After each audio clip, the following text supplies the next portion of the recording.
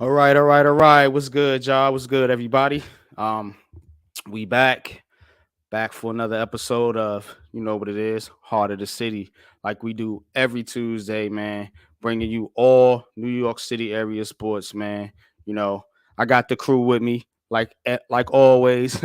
My man, Coach Ed. You know what I'm saying, and my guy Jeffy T85, man. You know what I'm saying. So before we start this off, though, in light of the critical situation with DeMar Hamlin, you know what I'm saying? Just want to briefly, keep let's pray for this young man and keep him in our thoughts and because in light of the situation that happened, you know, uh out of respect for him, out of respect for his family, you know, just take a moment, and get a man some respect, man. Because I mean, things like this happen suddenly. But I mean, stuff happens. This is a game, but the game is life. We're playing a game called life, man, and we got to respect that, man, on all levels. Football is just football, man. So, just want to, like I said, give my thoughts, man, to DeMar Hamlin, man. Hope he pulls through. Um, there are reports going out there that he's doing better. So let's hope that he makes it through, and this will just be you know a blip on the radar, a scar on the on your shoulder, man. You know what I'm saying, as you go along through this battle called life. That we all go through and get tested. So just my thoughts, man. To, like I said, to the young man and his fam. You know what I'm saying. But Coach Jeffy, man, how y'all doing, man? You know what I'm saying. What's good with y'all, man? What's up? Just been ups and down, bro.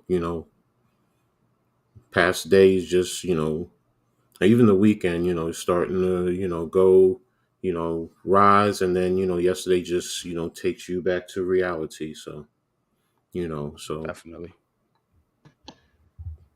Same thing. What coach says, it's like an up and down spectrum, and something like yesterday really just puts you back in the reality of how precious life is, and just enjoy it every single day that you get to wake up and you get to talk to your loved ones, you get to see your loved ones, and you just get to enjoy this beautiful thing called life.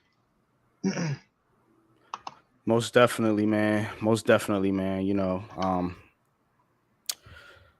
Yeah, man. It sucks, man, because so much positivity to talk about, on this show, Heart of the City, because we cover New York City area sports. Um, you know, um, that is the show, man. But um, like you said, man, much love and respect, man, to the Hamlin family, man. But we're a sports show, man. We're gonna keep it moving along, man. So let's get into it. First, I'm gonna shout out the chat. Hit squad, what's good, man? What's good? Hit, what's good, brother, man? How you doing, man? Yeah, me too, man. Looking forward to it all day. Facts, facts. Mac, what's good, man? What's good, bro? What's good? Peace, bro. Peace. Wells, peace, man. Peace, man. Yeah, man. Likewise, man. We all are too, man. Most definitely, man. But let's hop into our New York motherfucking Giants. Let's go. You see the screen, 38-10. I was at the game. Um, hold up, where am I showing? All right. I was at the game. The stadium was lit. I mean, the fans came out. The fans brought that energy. They brought that love. They showed out for their squad, man. And the Giants got it done, 38-10. And we are going to the NFL playoffs, man. We're going to the playoffs. And hey, man, what can you say? Daniel Jones got it done, man. Daniel Jones got it done. And look, he's looking like the franchise guy, man. Whether y'all want to believe it or not, or whether y'all want to admit that or not, he's looking like the guy. There have been talks about contract extensions for him and Saquon Barkley. And they deserve it, man. They both deserve it. Daniel Jones deserves it. Saquon deserves it, man. Daniel Jones went out there, put the performance of his life on with the playoffs on the line, put up 4 touchdowns, almost 100 yards rushing, almost 200 yards throwing. You know what I'm saying? So what more can you ask? You know, he's coming up huge and clutch, man. In these last 3 games, these last 3 critical games. And what did I tell y'all? There's something about this guy, man, that makes me think he got a little bit of Eli Manning in him. And that is when the chips are on the line, you're gonna see his best football. You know, so that's look, man. Like I said, stadium was rocking. There was a bunch of fans out there. The Giants can rest easy for at least a week. You know, of course, the question now is, do you play the starters or do you rest them versus the Philadelphia Eagles? You know, who are now suddenly playing for their for their division lives, so to speak. Man, I love to see Philadelphia Eagles fans squirm. You know what I'm saying? It puts a smile on my face. You know what I'm saying? So, but we can knock them down, man. We can knock them out, man. If we play some of our guys, man, or we can rest everybody and just enjoy this, man. Try to get guys healthy, man, and go into the playoffs, you know, ready to roll, man. But Coach Jeff, what's y'all's thoughts on the game, and what are your thoughts on whether we should rest or play our starters in the final game of the season? Go ahead, Jeff. You got it. Y'all there?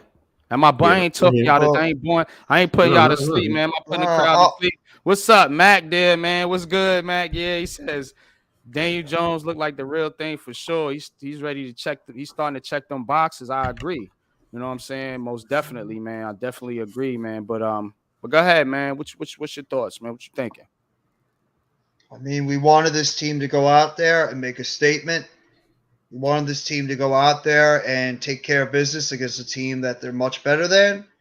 We wanted a team to go out there and show that they really belong in the playoffs and that they're not a pretender. And they went out there and they beat put it lightly, they beat the shit out of a team that they should have beaten. Put it nicely. Mm-hmm. The Colts were nowhere in the Giants league. The Giants did everything pretty much right that you expect them to do. The defense was incredible, all the way up and down. Kayvon Thibodeau was an absolute monster, though I don't love the. I could do without the snow angel celebration, but at the same He time, it is ain't what it know is. though, man. He I know, ain't. I know, I know. I'm Come just being on. picky about it, though. I mean, Yeah, cut I the could man. do without it, Cut him but some slack, man. I know, but it's just the situation. But I get it.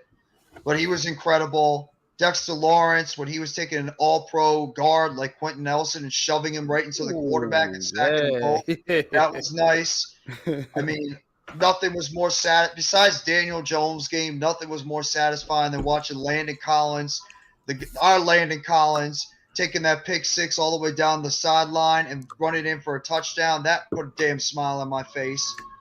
I mean, Saquon Barkley, him going over there and helping leading this team down the field, and of course the quarterback. What else can you say about what the quarterback did? The quarterback went out there, Daniel Jones, and he made a statement that says, "This is my team. This is my football team. I'm putting all you guys on my back, and I'm carrying us to the playoffs." And that's exactly what Daniel Jones did. He carried this offense and this team to the playoffs by putting up an absolutely fantastic game with almost 200 yards passing, almost 100 yards rushing. Both led the team. 4 touchdowns, 2 passing, 2 rushing. Daniel Jones was incredible. The report came out earlier in that day about Daniel Jones and Saquon Barkley. The organization wanted to lock them up to both of them the long-term deals. Curious to see how that happened, but I'm not surprised. Both those guys deserve to come back. I mean, all around, Brian Daboll getting the Gatorade bath. We finally scored over 30 points for the first time since week Finally, 4 yo, against the finally. Cowboys. It was beautiful. The offensive line, for the most part, did a good job. Neal had one of his better games. Thomas was a brick wall. The offensive line was good. So if you're a Giants fan, there's no reason to think that you cannot celebrate because this is the best feeling we've had since 2016 or even beyond that, since the Super Bowl. So everything's just looking good. And for a team that had no expectations going into the season, because I don't care who you are, none of us expected this team to be as good as they are, even if you're the most optimistic Giants fan. And this team is now 9-6-1.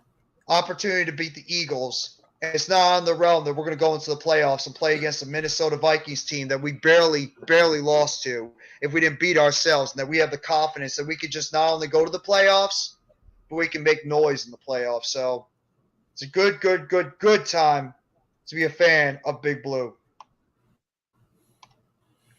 I mean, you guys covered everything, hit it. I mean, it was a great game. Um, they did everything that they pretty much wanted to do. They were the better team out there. They played like they were the better team. Um, they played like they wanted it. Um, dare I say, I feel like honestly, they could have put up 50 points on that team or more. I think that they, Yeah, kind of toned it down a little bit. I mean, we had 30 points by the early part of the third quarter, Mm-hmm. and you pretty much, you could tell that it was over. It was over by then. Once the third quarter, and they scored again, and it just seems like it was done.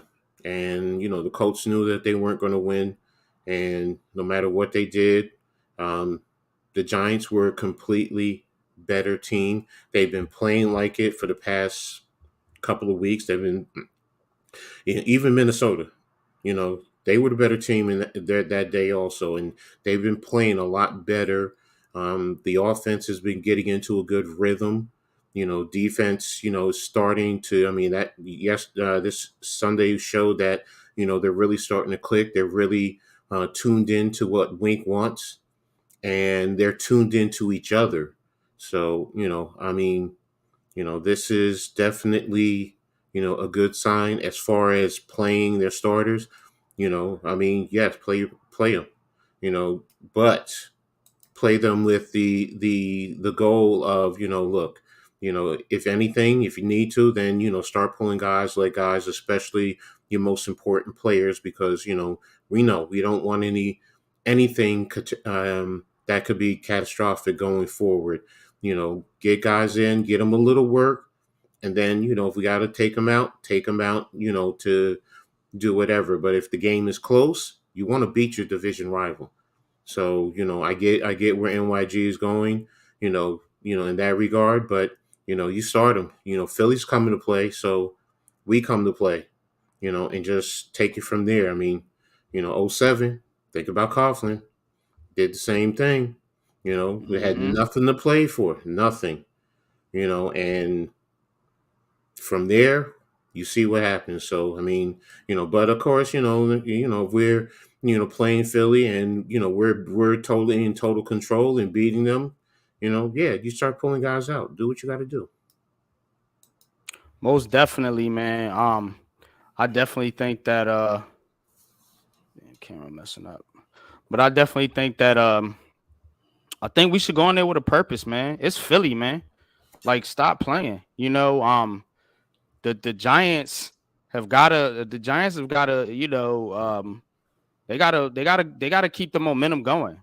We can't let up now, So um I do not want to play guys that are hurt, like Dory Jackson, like Xavier McKinney, like Leonard Williams, certain guys that are hurt.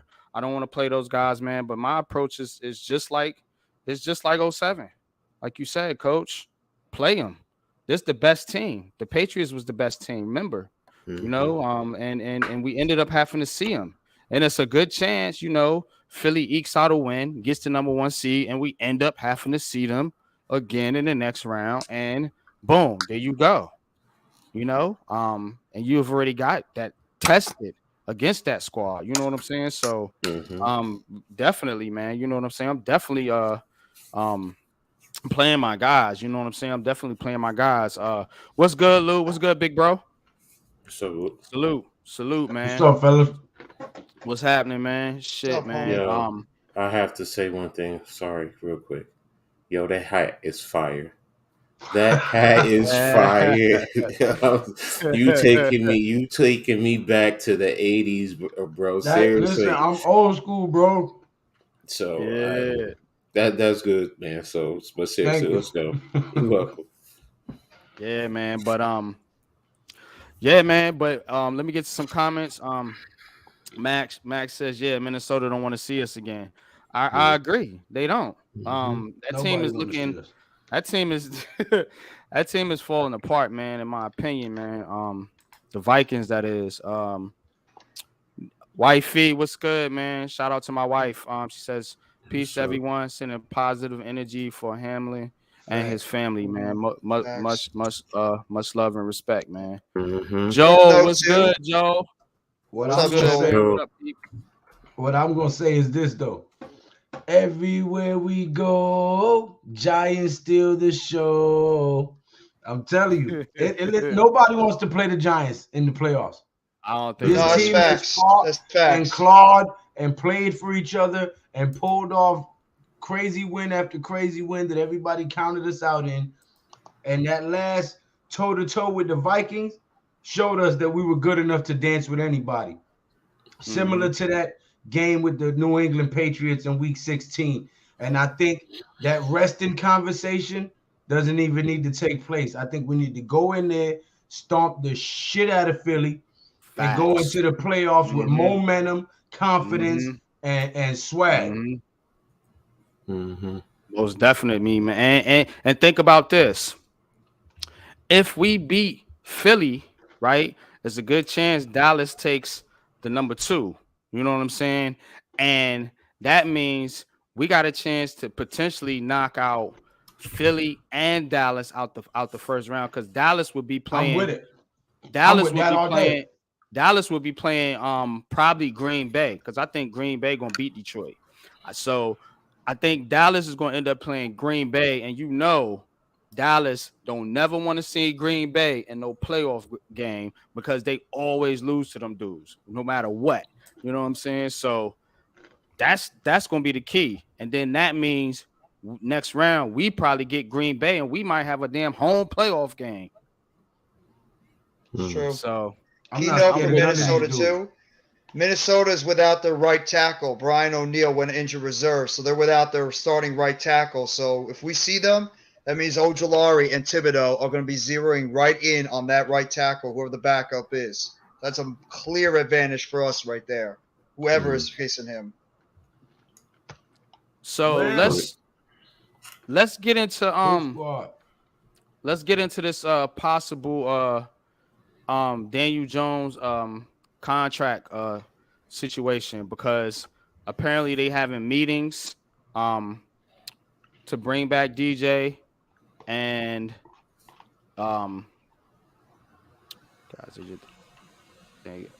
so I got everybody done. Trying to catch up look at Joe.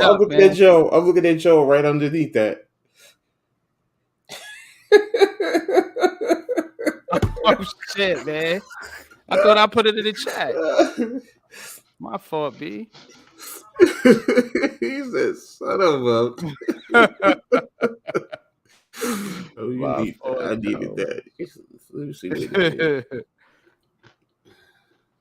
All right, there you go.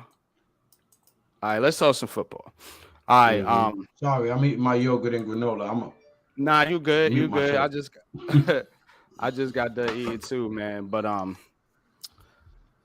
so Jones contract. All right. I think there was a report saying 3 years, over what 100 million. I've heard different So reports. So yeah, what kind of contract do you think is fair given the season that Daniel Jones had? Because I'm gonna be That's honest, I'm not really 33 mil. That's 33.3 mil a year. right. You know what I'm saying? That's what I'm hearing. That he's gonna get over 30 million. So, I'm good with that, mm-hmm. bro. Mm-hmm. Coach Jeffy, Mm-hmm. y'all good with chat? Y'all hit the like button, man. Comment in the chat. Are y'all good with giving Daniel Jones, given what he's seen, coming off the performance that he had against the Colts, which was the best I've seen him play. He's better So than given Matt that, Ryan. You see what they giving Matt Ryan, right?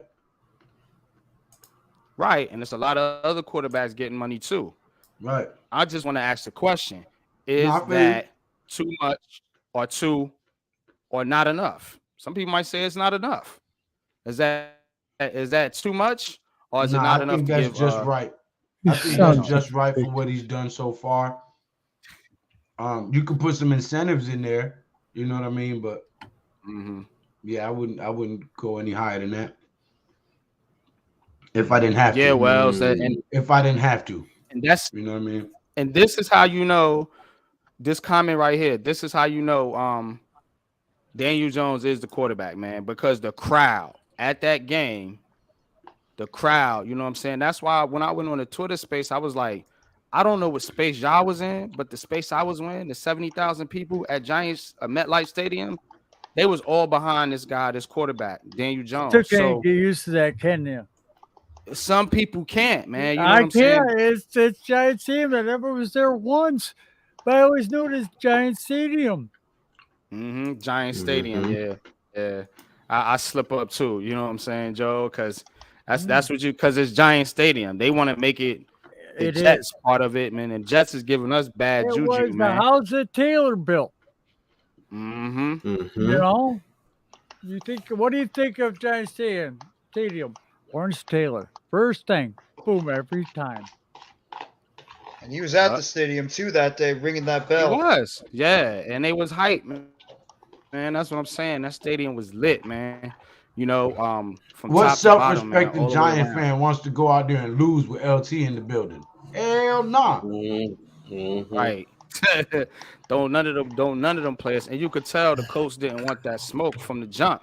You know what I'm saying? Because they kicked that field goal, in the first drive. Cause I was like, okay. Cause somebody was next to me. They was like, the coach came to play. I was like, nah, watch this. He got hit And behind the line that first play. That set the yeah, tone. and they ended up kicking a field goal. And then on that second drive, I think it was, and then after that, the Giants went down there, scored, and it was a wrap, man. It was a wrap, man. And the loudest shout out to Landon Collins, man. Jeff, you said it earlier. Shout out to Landon Collins because Yep. Landon Collins had that stadium rocking when That he was had that pick bittersweet. It six. was When he had that bittersweet. Mm-hmm. pick six, man, I was like, yes, let's go. We already knew that we was going. It was time. You know what I'm saying? The losing is over, y'all. Like, let's Mm. go. Let's get hype, man. So There's talk you about still it. you notice that was a scheme where he undercut the route Mm-hmm. runner, the guy, Mm-hmm. defender went with him, and they allowed Collins free to step to the left instead of the right, and boom, interception, touchdown. That was a set design. Nice Mm, defense. Mm-hmm. good shit, man. Good shit, man. But coach, man, what's your thoughts, man? What's your thoughts on bringing DJ back, man? And what's Well, your thoughts on heading on the Giants heading to the playoffs? Let me ask this question to y'all since I got everybody on the panel. Who would you rather play, Minnesota or what was the other matchup? San Francisco, San Francisco. Minnesota. I got bitter taste in my mouth after that game against Minnesota. That we pretty much, if it wasn't for us beating ourselves, we would have smacked them around that whole game. I want Minnesota again in that dome Now let me and let them let me know. ask y'all this Let them real, know. real quick, Jeffy. is there a possibility? Because I don't know all the playoff scenarios. If anybody got that, man, put it in the chat, or you could pull it up on the share screen. Shoot. Is there a possibility that we get Dallas or Philly slipped to the 3 and we end up playing Mm, them in the I first think round? I think the lowest either one of them could go is 2. I think Minnesota, they're either going to be locked in the 2 or the 3. I think San Francisco is the only other team that could drop to 3 because if Philly loses and San Francisco wins and Dallas wins, I believe San Francisco grabs the number 1 and Dallas gets the 2 and wins that division. If Okay. Philly and Dallas both win, and if Philly wins, they're automatically the 1. So I think San Francisco is the only other team that could grab the 1. Dallas, Philly, or San Fran or Minnesota, any one of those teams could get the 2. It's just really dependent on the circumstances that happen. I expect San Francisco is probably going to beat the Rams. I don't expect them to lose to the Rams. I mean, you're Never assuming because the know. command that is true. You There's a never division know. game. The Commanders are going nowhere. I mean, it's a divisional game. They could get up for that last game of whoever plays quarterback. Heineke, I'll play Heineke, but Dallas could lose to Washington. You're assuming Dallas will win that game. So, and if we beat Philadelphia, we can knock them all the way down to the 2 seed, or even worse, we can knock them all the way down to I believe the 5. So Philadelphia, if they lose and Dallas wins, Philadelphia goes all the way from the 1 to the 5. So this is a big game for the Mm, Eagles too, and it would be bittersweet to knock them out, that is a of big that game. division. Hmm. That is a Hmm. But I big want the game. Vikings. I want the Vikings. I don't know how you guys feel, Lou, Joel, Coach, and NYG, but I want the Vikings. That's the team I want the most. Um, His I got says, news yeah, for you guys. Vikings. San Francisco is very well coached and has the number 1 defense. I'd feel better going to Minnesota. I got news for Yeah, you I guys. mean, go mhm. ahead. We're gonna smack everybody y'all just named because we ain't losing. Yep. That Lombardi's Here, coming. That Lombardi's coming to MetLife, baby, and you can Yep. take that shit to the bank. I'm telling you, all right. this is Hey, a we know it. destiny We know season it right going to the here. Jets. We don't know it ain't going to the Jets. This is Look, a destiny season right here. NYG, you know me. You know how I am. I don't care. Line them up. What I always say, line them up, meet them at the 50. That's it. I don't have a preference for me. It's because you have to play whoever's in the front of you. So I don't want to. If you're trying to say, do you want an easy route? Hell no. I want the hardest route because it's going to prepare us when you go into that championship game because you're going to face any type of adversity. So for me, I'd rather that. Now, if you're saying which is the better matchup or revenge because of what happened, I get it. Minnesota, sure, Mhm. sure. But I also want Dallas. I also want Philly. Mm. So I mean, I'd even love to go back up against Green Bay if they or the Lions, especially if the Lions get in. I'd love to see the Lions in making it all and us making it all the way to the NFC Championship Wouldn't game. that be great? That'd be Exactly. fun. So that's my whole point. It's like I don't care who's the San Francisco. Everyone talks about Frisco and their defense or whatever, and I get it. But don't forget, they have a rookie quarterback. A They have a rookie rookie quarterback. Yep. quarterback playing. So Hmm. and is he going to number one handle the pressure of the big moments? Because playoff time, that intensity, those moments are 100 times more intense than what you're seeing in the regular season because it's one and done. You lose, you go home. So, nobody wants to lose and go home. So, it's you can you can say San Francisco and they have a tough defense. They can still get scored on, just like our defense can get scored on. What do you do to scheme up, and then what is your execution? So, ultimately, just line them up. Whoever's there first, I don't care. Minnesota, San Francisco, Dallas, Philly, whatever. Max says Dallas can get the 1 with a win and an Eagle and Niner loss. Mm-hmm. Man, I'd hate for them to get the 1 seed. They need to play in round 1 because I think they're gonna get knocked out, whoever they go against. Oh, they'll pull Um, Dallas. yeah, exactly. That's what I'm saying. And you know who's gonna get them? It's gonna be Green Bay. I guarantee you. If Philly loses to us, they will be the 5 seed. I think that may happen too, man. Something Mm-hmm. I kind of feel like bro on this one, bro Lou, man. Something just I don't know, man. It's something about this team, man. That's It's gaining destiny, momentum, man. bro. And It they is and they destiny. and it does kind of feel like '07, you know. Remember '07 too, man. They had those four pass rushers, man. You know, we got four pass rushers this time with Aziz, Okay. Ojolari, and Thibodeau, Leo, and Dex. And back then we had who? OC, Tuck, Strahan, and Is it Kiwi? Was Kiwi there? I think Matthias Kiwi. Iwanuka and I think Kavika Mitchell. I think Kiwi was yeah, out yeah, that Super Bowl. He Yeah. got hurt mhm. towards We the end had of the Kavika season. Mitchell in. Yeah. Yeah. But Remember we had big Fred Robbins in the middle too. Yeah, big Fred Mm-hmm. Robbins. We had but Jay listen, Alford. um, these guys, I don't know if y'all remember. Not only did I say we was going 11-6, I said we was gonna be 6-2, and our offense was gonna run primarily through Saquon. But I also said that we was gonna have in the middle of the season somewhere like a 4 or 5 game losing streak, and then we would come back and win out. We had that little 4-game losing streak with the tie, and now we about to win out. We about to win out the regular season and win out the playoffs. That's exactly what we did in 07.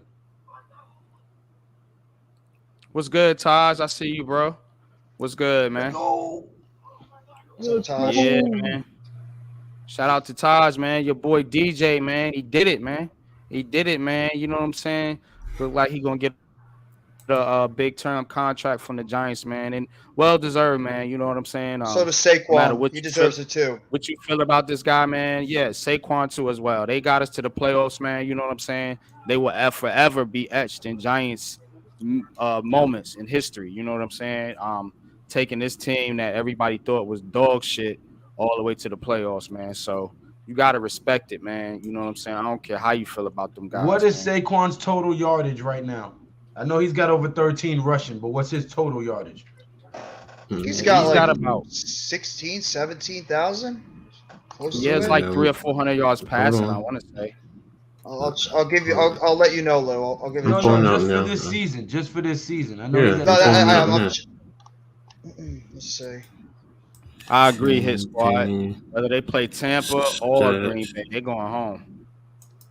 Them boys going home. Stats.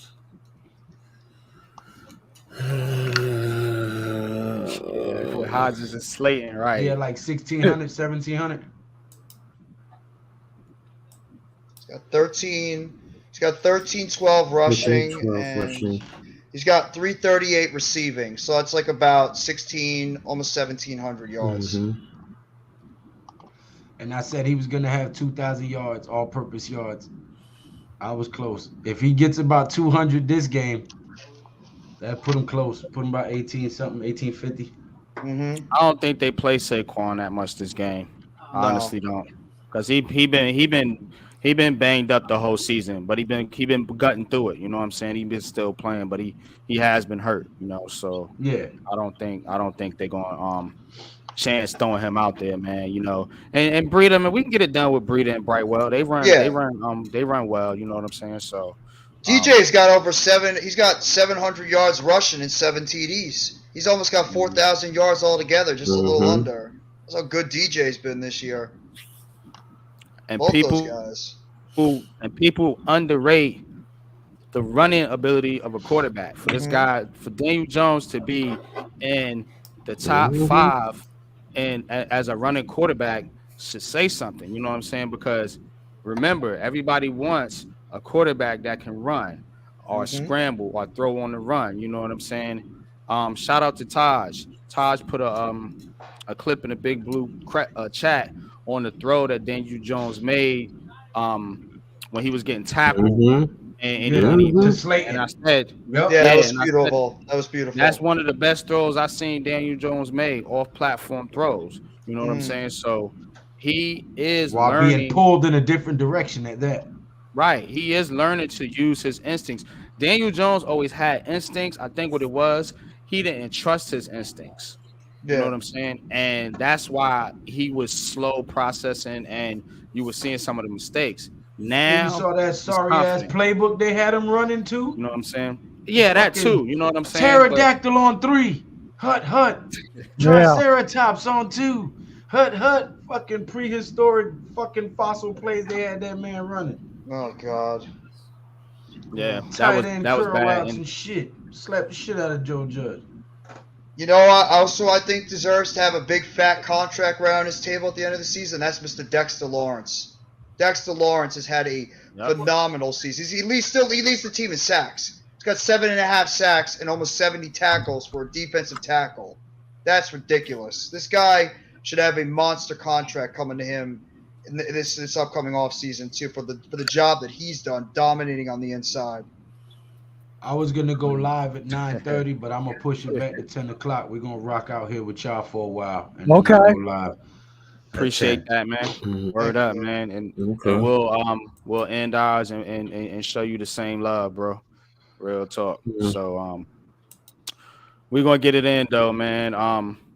Let's do this real quick. Just for the record, Jeff. Next year, Dexter Lawrence has a base salary with a dead cap of 10,753. So, I agree they should look to extend him because you can also lower that cap number too if you extend him with some Mm-hmm. guaranteed money up front and Well, push some numbers to the back And he end. just made it to the playoffs and the Pro Bowl. He ain't going nowhere. He ain't trying to take no money nowhere else. Hmm. Should be an all pro too, No, Lou. he's not. That dude Yeah. deserves to be I an No, all he's. pro. Well, I listen, come to the I'm not conclusion. gonna wave the flag for nobody because they did my boy Victor Cruz his entire time here. They did him dirty on the Pro Bowl selection. So Yeah, I that's I the truth. I come to one conclusion on this. It DJ's a doesn't Mhm. matter quarterback. who we face. That's We're right. gonna stomp them. That's right. That's right. They're Tell gonna him we're again, gonna Joe. Yeah, look out. yeah. And I like it. DJ's gonna go off this whole playoff, and he's gonna be a MVP. I'll sip to that. Yeah, And Saquon's just yeah. ready to burst out for one of Damn, those big Lou. rushing games too. Damn, bro. I need Yeah. some of that. Yeah. Don't you worry, I got you. I got you. We're gonna have big fun. No, I know. All right, Facts, so definitely having an all pro season. So what do y'all think about Hey, Levance. bringing back Julian Love? Because we're gonna have to make some decisions on some of these players, and I kind of want to talk about that since we know DJ and Saquon are coming back. What about some of these other guys? I Julian want Love Love. back. I want Love back. If it's, I think that guy is such Hey, you an gotta raise your irreplaceable hand. player. Yeah. you love I'm you sorry, some Lou. love. I'm sorry, Lou. You My love apologies, you Lou. some love. Boy, Go do you ahead, Lou. love I you do. some I love. love that kid. That kid is such an underrated player. He gets. Everybody talks about Barkley and Jones have got to definitely be resigned. What the Love has done everything you ask of that kid and more. Hey Jeff, I I'm think gonna he's a ask key you a piece of question. that defense. I'm gonna ask you a Shoot, Lou. question, Jeff. Yes, sir. You said everybody keep talking about Barkley and Jones. What's love got to do? Got to do with them. With it. He ain't got Exactly. shit to do with their contract. He's an entity of his own. Now I like the kid, but don't bring him up like we shouldn't re-sign DJ and Barkley I'm saying all because you want to three. keep him. Okay, I want all okay, three. okay. I'm greedy. Okay. Yeah, So yeah, here's yeah. No, I no, know I this want is to the keep question. him. I want to You keep said him you too, but don't bring it up like no. we got to choose between. No, I'm signing not them two choosing. and- yeah, Oh yeah. no, No, that's you. No, that you The question misinterpreted I'm No, that. I gonna want these all ask, these three, I'm guys gonna Lou. are ask these all you guys are guys. coming back. I was like, wait a So minute. Why you bringing Nah, up No, I want all Okay, Saquon? three, Lou. where do you right. rank him in terms of the safeties in the NFL? Because the top 10 in terms of just salary are Derwin James number 1, Minka Fitzpatrick number 2, Jamal Adams 3, Harrison Smith, Justin Simmons, Buda Baker, Eddie Jackson from Chicago, Kevin Bayard, Marcus Williams, and Quadri Dix. That's the top 10. and their range in salary goes from 13 million up to 19.1.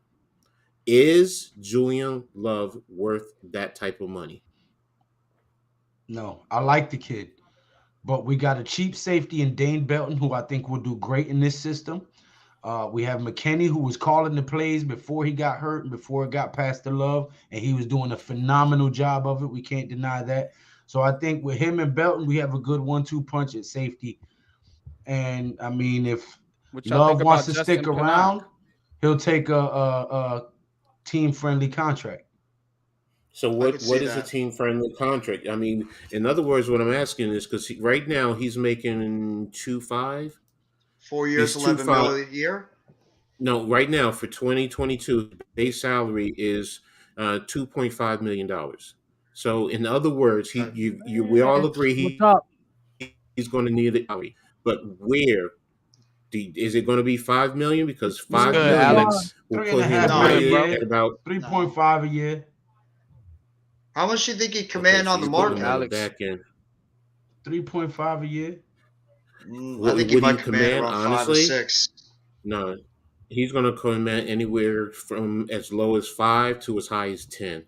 Somebody will Mm. probably desperate will probably want to push him to 10 based on what he does and how he plays. Maybe 10 is a little bit pushing it, but if you say maybe 8, 5, 9, I could see somebody offering that. That's why I'm saying, can we afford to say offer him 5 to Yeah, 7, maybe? unfortunately, we're not gonna be able to keep everybody that we want and Mm-hmm. still Exactly. draft That's the good. point.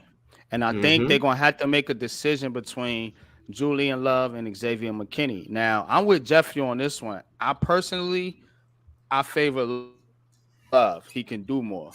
But the fact of the matter is that might not be what the Giants are thinking. And Julian Love, by him being a free agent now, He they might might price decide to let himself him out. Yeah. walk because they're Yeah. gonna have to pay a bunch of guys now. The guys that we've been talking about, so they can hold Mm-hmm. off Kenny. So it might be a numbers game for Julian Love. You And know what I'm that's where saying? it is. If he's going to be looking for anything 5 or anything like that, yeah, I think he's going to price himself out away from the Giants, and he can probably get that on the open market. And I don't begrudge him that. But with the Giants, like you guys are saying, you got X still, you got Dane Bang Belton. down Belton, Mhm. and you got like Jeff said, you got Pinnock. You can also Pinnock is signed, so Yeah. it's not like we desperately need deep safeties, and as far as box safeties, I mean, if they want to bring back Because if Collins, you keep Adoree Jackson, you just get another good cornerback, and you're set with Dane Belton and McKinney.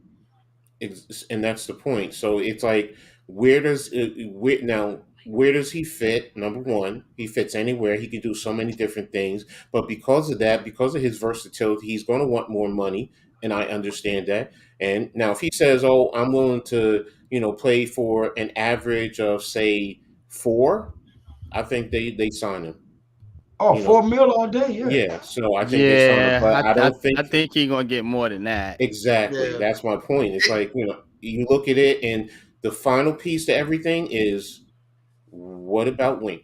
Because if Wink says I can do more with that kid, I mean, he do you? plays the most snaps on defense. He out And of that everything, he plays a ton on special teams. So it's obvious the team loves what he does. No, so no pun intended. exactly. So that's where it's like, okay, well, where do they weigh him in terms of value? Because then, dare I say, do they decide to trade Xavier if they say they want to keep Love? Nah. I could see it. He You Yeah, has only can't missed say one game in no. his career. He's missed one game, and it's because he was inactive. We always complain about healthy guys. Julian Love has been the epitome of a healthy player and has always That's been out there and asked to do that's anything with his true. team. And he's gotten better. Dane Belton's already been hurt. Good Mm-hmm. point. so, You and know, that's the whole thing. If we're talking, because you include money into everything that they do, as well as what do they want? They want availability, they want versatility, they want toughness, and So you if we're get rid of Pinnock, you get rid of Fabian Monroe, you get rid of Darnay Fabian Monroe is Holmes. a cornerback, I don't look at him as terms I'm of getting rid a of his ass safety. anyway. Okay, no, that's fine. That's Him, fine. Darnay Holmes, Oh, and Darnay Holmes, get him the hell out of here. and Okay, you can Pinnock. get rid of what? Darnay Holmes can be Okay, gone. let's Fabian You stick to the Moreau can safeties. be Okay, get added rid of no back no Pinnock. as a no depth no. piece. Listen. Stick to the safeties. Get rid of Pinnock. Got it. Yeah, we're talking about the safeties. Yeah, we can get to the cornerbacks in a second. We know that. We know who we want to get rid of there. But if we're talking safeties and we're pinning on Julian, talking about Julian Love, If he take what do four you weigh mil, him? keep him and get rid of Pinnock. Because I want listen. This is Dame Belton's first year. I'd like to see what Mm-hmm. we can get out of Mm-hmm. him in the second season. I would You hate can also draft to give another. him away and then he be a damn stud somewhere else. You can also draft a young safety too to replace, if you want to get rid of Pinnock in that regard, if you're keeping Love. But if you say you can't afford Love, then of course you're going to keep Pinnock and probably draft a safety, maybe not as high, maybe not as low as you thought, but the possibility is okay. Well, if you're going to lose Love, then you're going to have to replace him somewhere along the line because not only does he give you versatility within the defense, like Jeff said, he also plays on special teams. So that's where I'm getting at. His money value, if you're paying him $5 million and he's on special teams and playing different spots on the Then defense, it's worth it because he's it's an asset. Yeah. Yeah. exactly. So that's why. I'm sorry, Yep. Coach. No, go ahead. He's also there was when they were talking about negotiating. Remember during the bye week, the team was thinking Mhm. about re-signing players. The first Mhm. player they talked about Mhm. was Julian Love. Was They were Julian Love. negotiating a contract with him, so that obviously means the organization values him a lot, and they want to try to bring him back on some type of deal. So, But And I I would not. I seen, think and I Wink seen, feels I the know, same way about his safeties and his DBs, period, with the exception of McLeod, Darnay, and Monroe. Because Mhm. if you remember when Yeah. he first got the job, he kept raving about McKinney, Love, Adoree, Mhm. McKinney, Love, Mhm. Adoree. So I think those Yeah. are his three guys in the DB Exactly. room. You know what I Yeah, mean? he So I loves think them. those so three will remain. You'll probably see Pinnock interchanged out. We'll probably draft another one, Mhm. you Hmm. know. I But agree yeah, with him. I think those are the three core guys of that DB group. Exactly. So, but in the end, it comes back down to the value of Love with everything he does. Now, if you're going to pull him off of because you're paying him more money, so you're going to pull him off of the special teams, then that means you're going to have to draft someone. So then that means the value reduces. But right now, that's why I'm saying like 5 mil based on looking at all the other safeties in the league and the top level. Okay. 5 mil might be affordable with everything that he's doing. So let me ask another question, still on defense, just a different Hmm. group. Hmm. Do Okay. you guys see O'Shane Zimenez being here next year? No, No. no, mm-mm, no, I don't mm-mm, either. mm-mm. Let me put it like this. It is always going to come back to the money with him or some of these Yeah, guys. Some of these guys because they know the system. So if you can get them at a No, but slight the dude raise, who came from Dallas has outplayed him. Jalen Smith, different position. I mean They play. Jahad Ward. Jahad Ward's outplayed him too. Jahad Ward has outplayed him too. Yeah. Jahad Mm, Yeah, Ward is more yeah. versatile. Yes. Um, Jimenez at the beginning of the season, yes, but when he got hurt, everything changed. So yes, that's why I said it depends on the money. But if he's mm, not asking for a lot of money, why not? He knows the system, as opposed to bringing somebody in and teaching them out, and you're going to pay them the same amount, and you don't know what you're getting. Now, if you're telling me you're upgrading, definitely upgrading, yeah, upgrade him. The first thing is he knows the system, and he was okay. He was good in the beginning, but the injury took him out. So yeah. he can give you something. Now, if you're going to tell me Timon Fox is a better fit, okay, I can go with that. I'll go with that in a heartbeat. I So But got what about Jahad Ward? I think I he needs to mean, be back. I do he think he he needs to be Big yeah. I back. Blue and think the he's Bronx coming said back. Jahad Ward needs to be resigned to mine, and Me Yes, too. I agree. I I agree. yes. totally agree, man. Just what he brings to the locker room from He an doesn't energy stop standpoint. playing neither. He Nope. plays through Yeah, He's to got the he a motor. whistle. plays. Yeah, he's And got he a Yep. plays motor. multiple positions because he can Yep. go down and Hmm. put his hand in the dirt. Yep. He can play So Hmm. Exactly. defensive so end. He can play and Yeah, linebacker. Yeah. so Now, so and him. he can set that edge, man. So here's the other thing. Then, if we're talking all these positions, that goes back into who is most important. Because right now, Jahad Ward to me is more Hmm. important than Zimenez. So yeah, Mm-hmm. Yep. if it's those two, fine. But if you even if you let Zimenez go, somebody has to replace him if that's the case. But now, is it is Fox? Ellison Smith?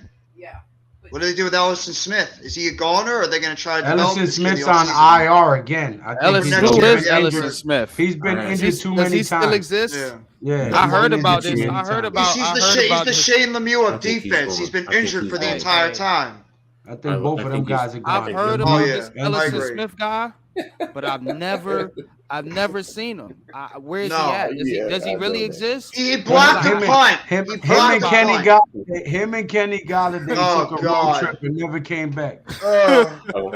Again, here we go. Now, those are edge players. So right now, based on what we have coming back for next year, right now it looks like okay, we know who our Ojulari and Aziz Thibodeau Tibbs are going to be and there. Dents.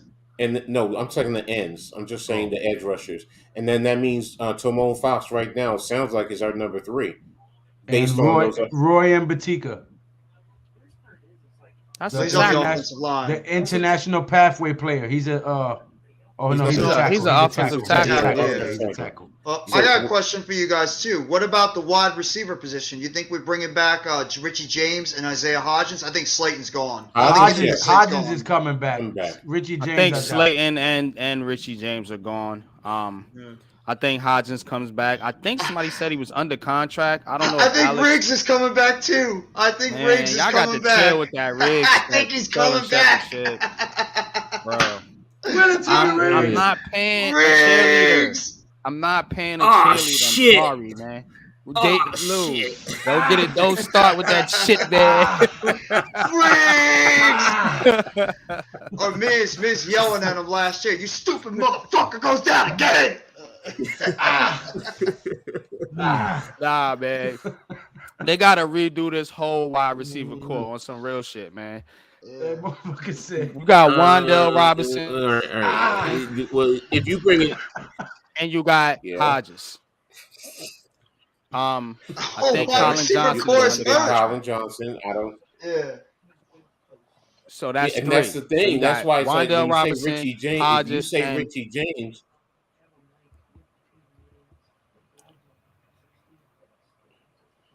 I'll talk. Nobody will.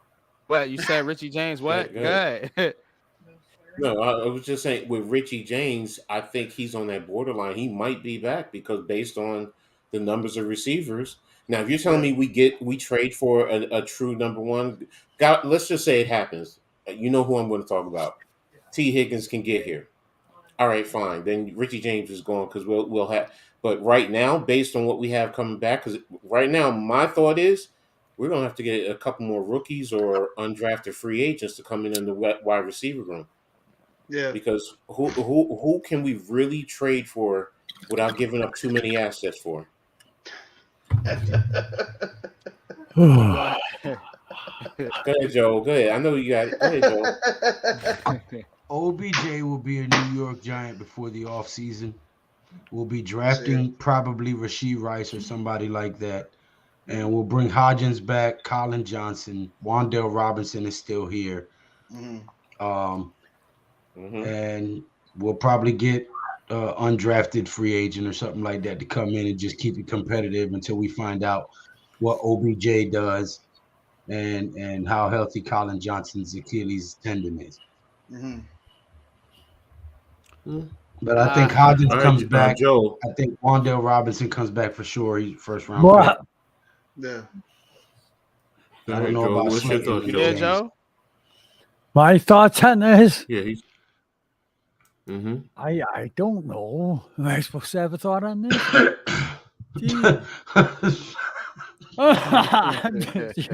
I just go ahead. Go ahead, Joel. He needs a moment. Yeah, gather your thoughts. He needs a couple moments. Gather your thoughts. Gather your breath. All right.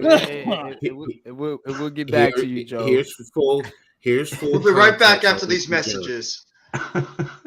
Here's Richie James' contract. All right, for this year, Richie James has a contract of $965,000 with $100,000 signing bonus, so a total of $1,065,000 basically.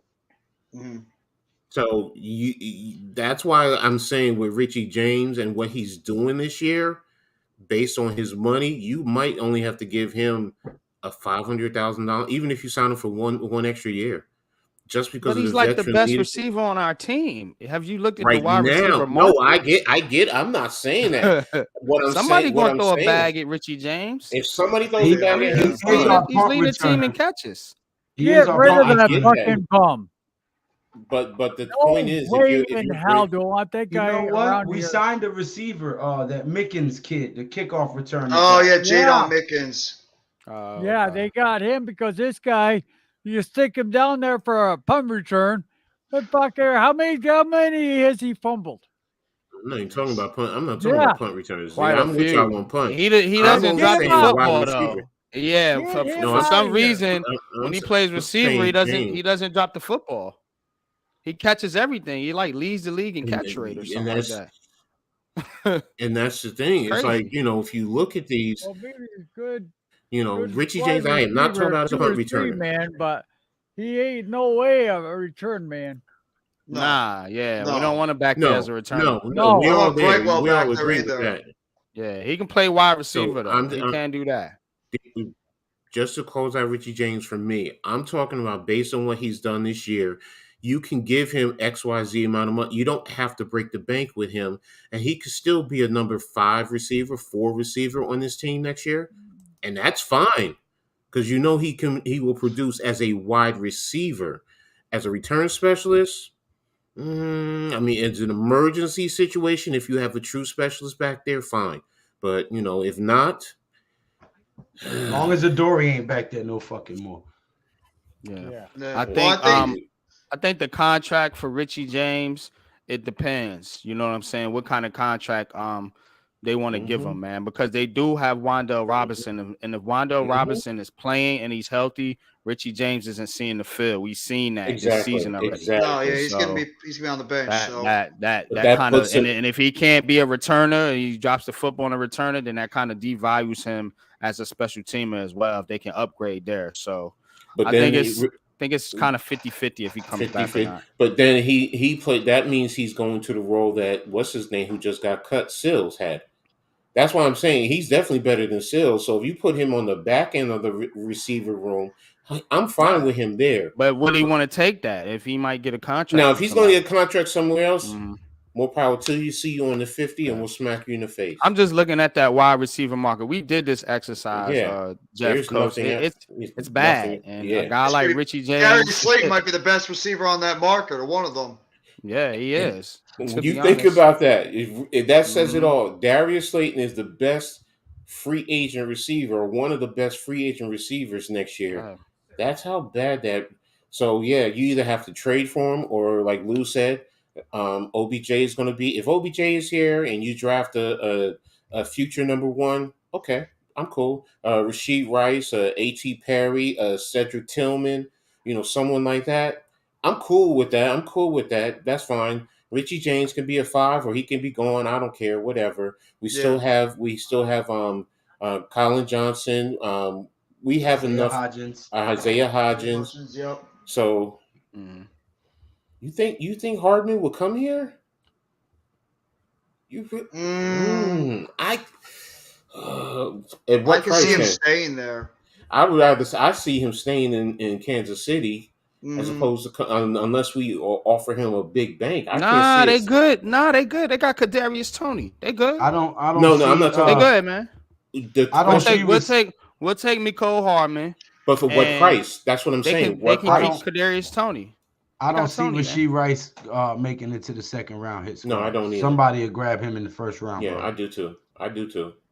I like Matt Collins though. He'd be a decent outside receiver. Not as maybe as a 2. He's had a good season. Yeah, he's actually had a pretty good season this year for the Raiders. Yeah, but is he a product of Devontae Adams being over there?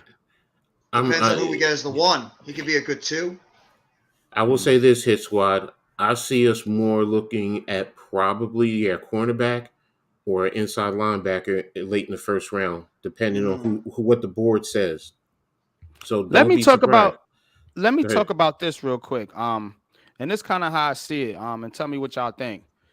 I think the Giants are going to try to solidify or at least upgrade the linebacker position in free agency. and I think they're Tremont gonna. Edmonds. Mm-hmm. Yeah, you got Raycon Smith.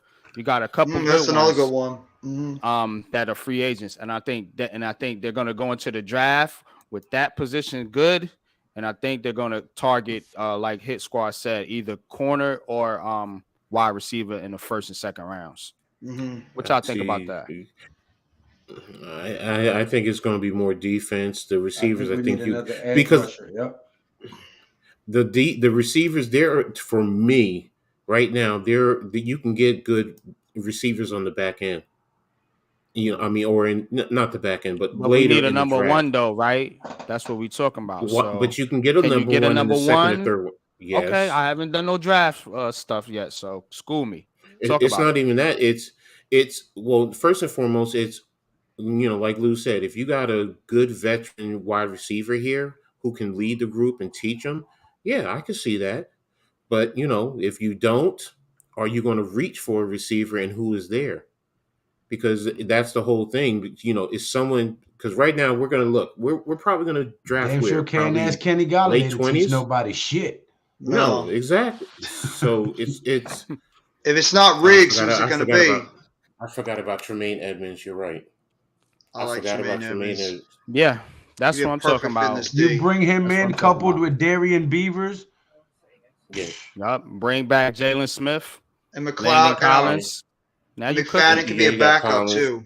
Yeah. Mm-hmm. So you got me. So yeah, if you got Tremaine Here's a Edmonds, that takes question. care of linebackers. Yeah. Here's a question: is Landon Collins going to remain a linebacker? Yes. He's not really a linebacker. He's a true box safety.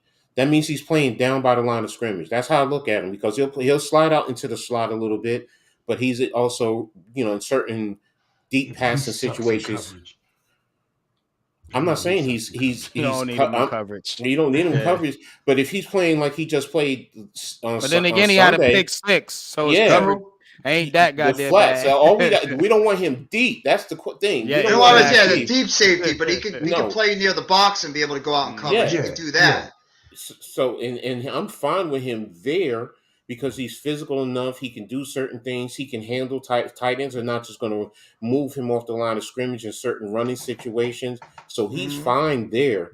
You can even sometimes give him a little over the top help with the safeties, and he's good. So yeah, do I think he'll be back? Yes. At what cost? That's the question.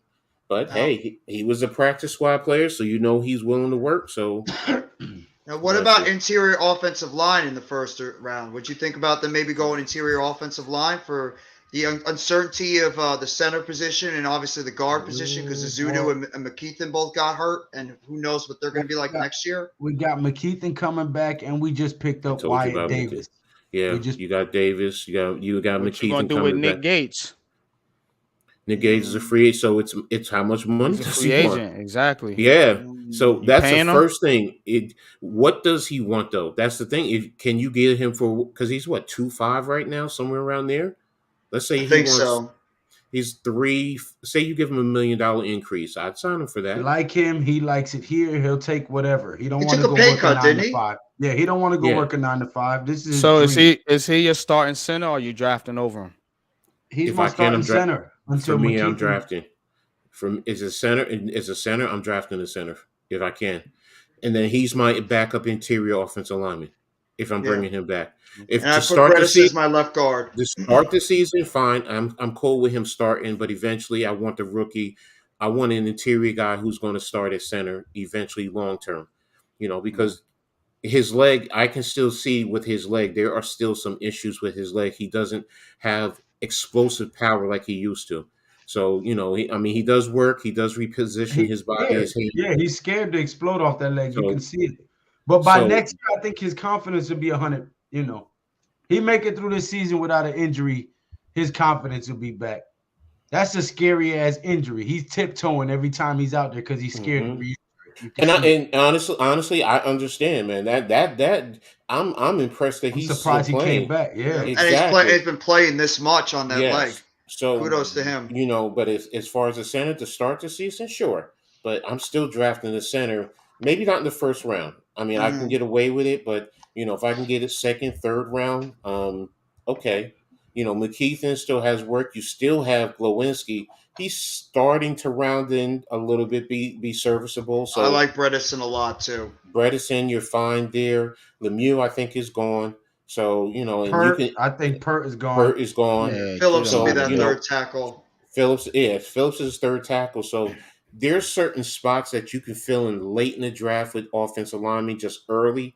You can get a good center maybe, and you're fine. We have guards that we can work with and That are continue to develop. serviceable. Yeah, and everyone wants to kill Azudo, but he was a rookie. I'm like, seriously, It's what that do you? neck injury I'm worried about. The neck injury And could be that's a different. problem. That's different. That's Yeah, different. it's not at his place. The neck injury I Yeah, worry I'm about. talking about strictly play. It's the same thing could be with McKeithen. He's coming off of a knee injury, Mhm. so he's going to have to work. But still, if you can get him to work, I mean, I went back and looked at tape, man. If you get his hands working inside consistently on when he attacks, that's a big mother, and he can move people. He can I like move McKeithen a people. lot. So Mhm. and if he rounds into shape with him and Neil on that right side. What did I y'all actually say, like Lou, in the back in the road graders? Was it Joel who said that, or was Nah, it you? road graders. Yeah, that's the Yeah. name. Yeah. Mhm. So, and that's my thing. It's like, that's road grader stuff right there.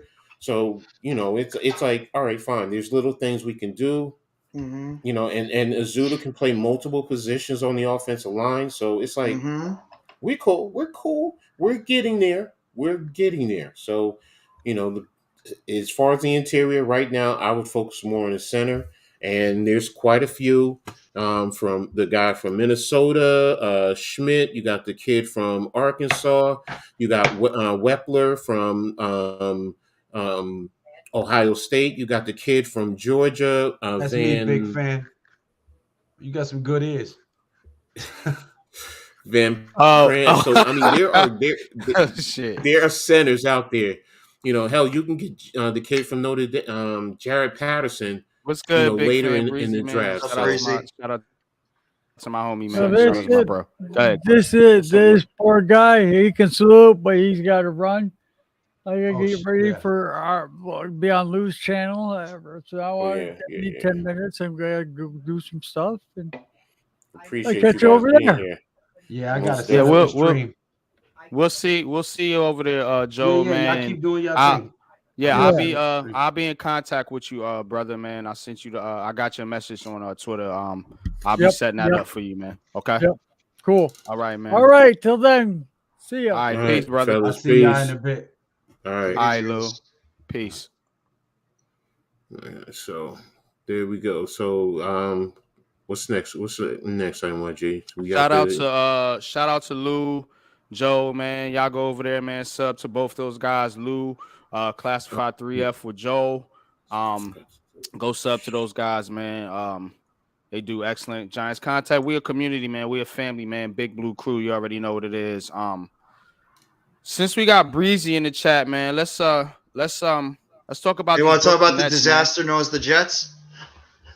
man. Fuck the Jets, man. For real. There you go. It's the We'll put Jets them. talk. We want to talk about winners today, man. I don't want to talk about no sad shit. We got enough going on, man. Let's talk about some positive shit, man. Let's talk about these. Let's talk about Brooklyn these Nets, baby. man. Brooklyn Nets, baby. What the hell? What is this team? Wow. God damn. Love it. Man. Kyrie with that windmill, baby. Oh, my did you see that? God, Did you sick. see that?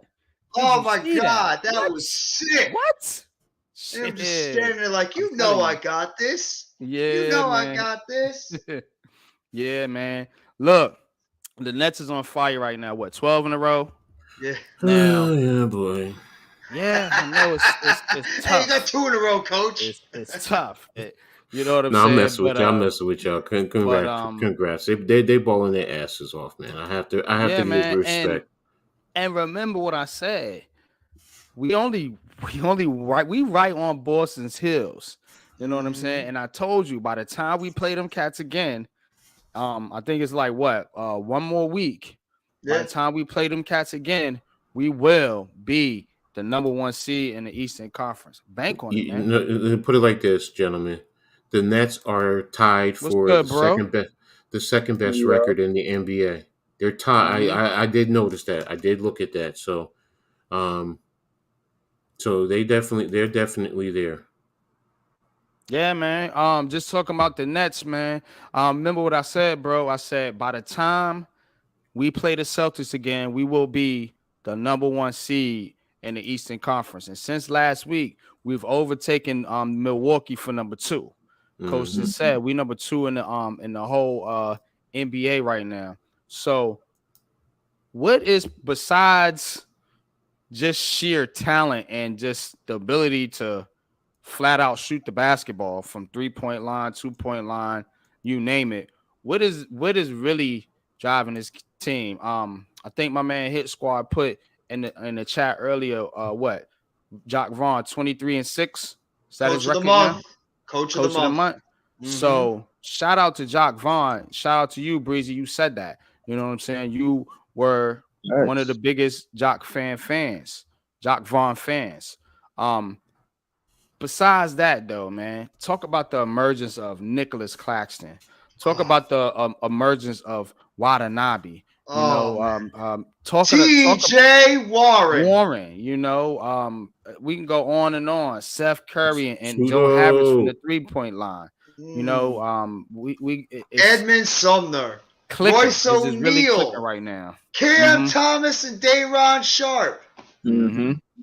Oh my God, I love it. I love it. And the thing that makes it sweet is the Nets are taking care of business against the bad teams and the good teams. Look, you supposed to whoop a team like the Spurs the way they did.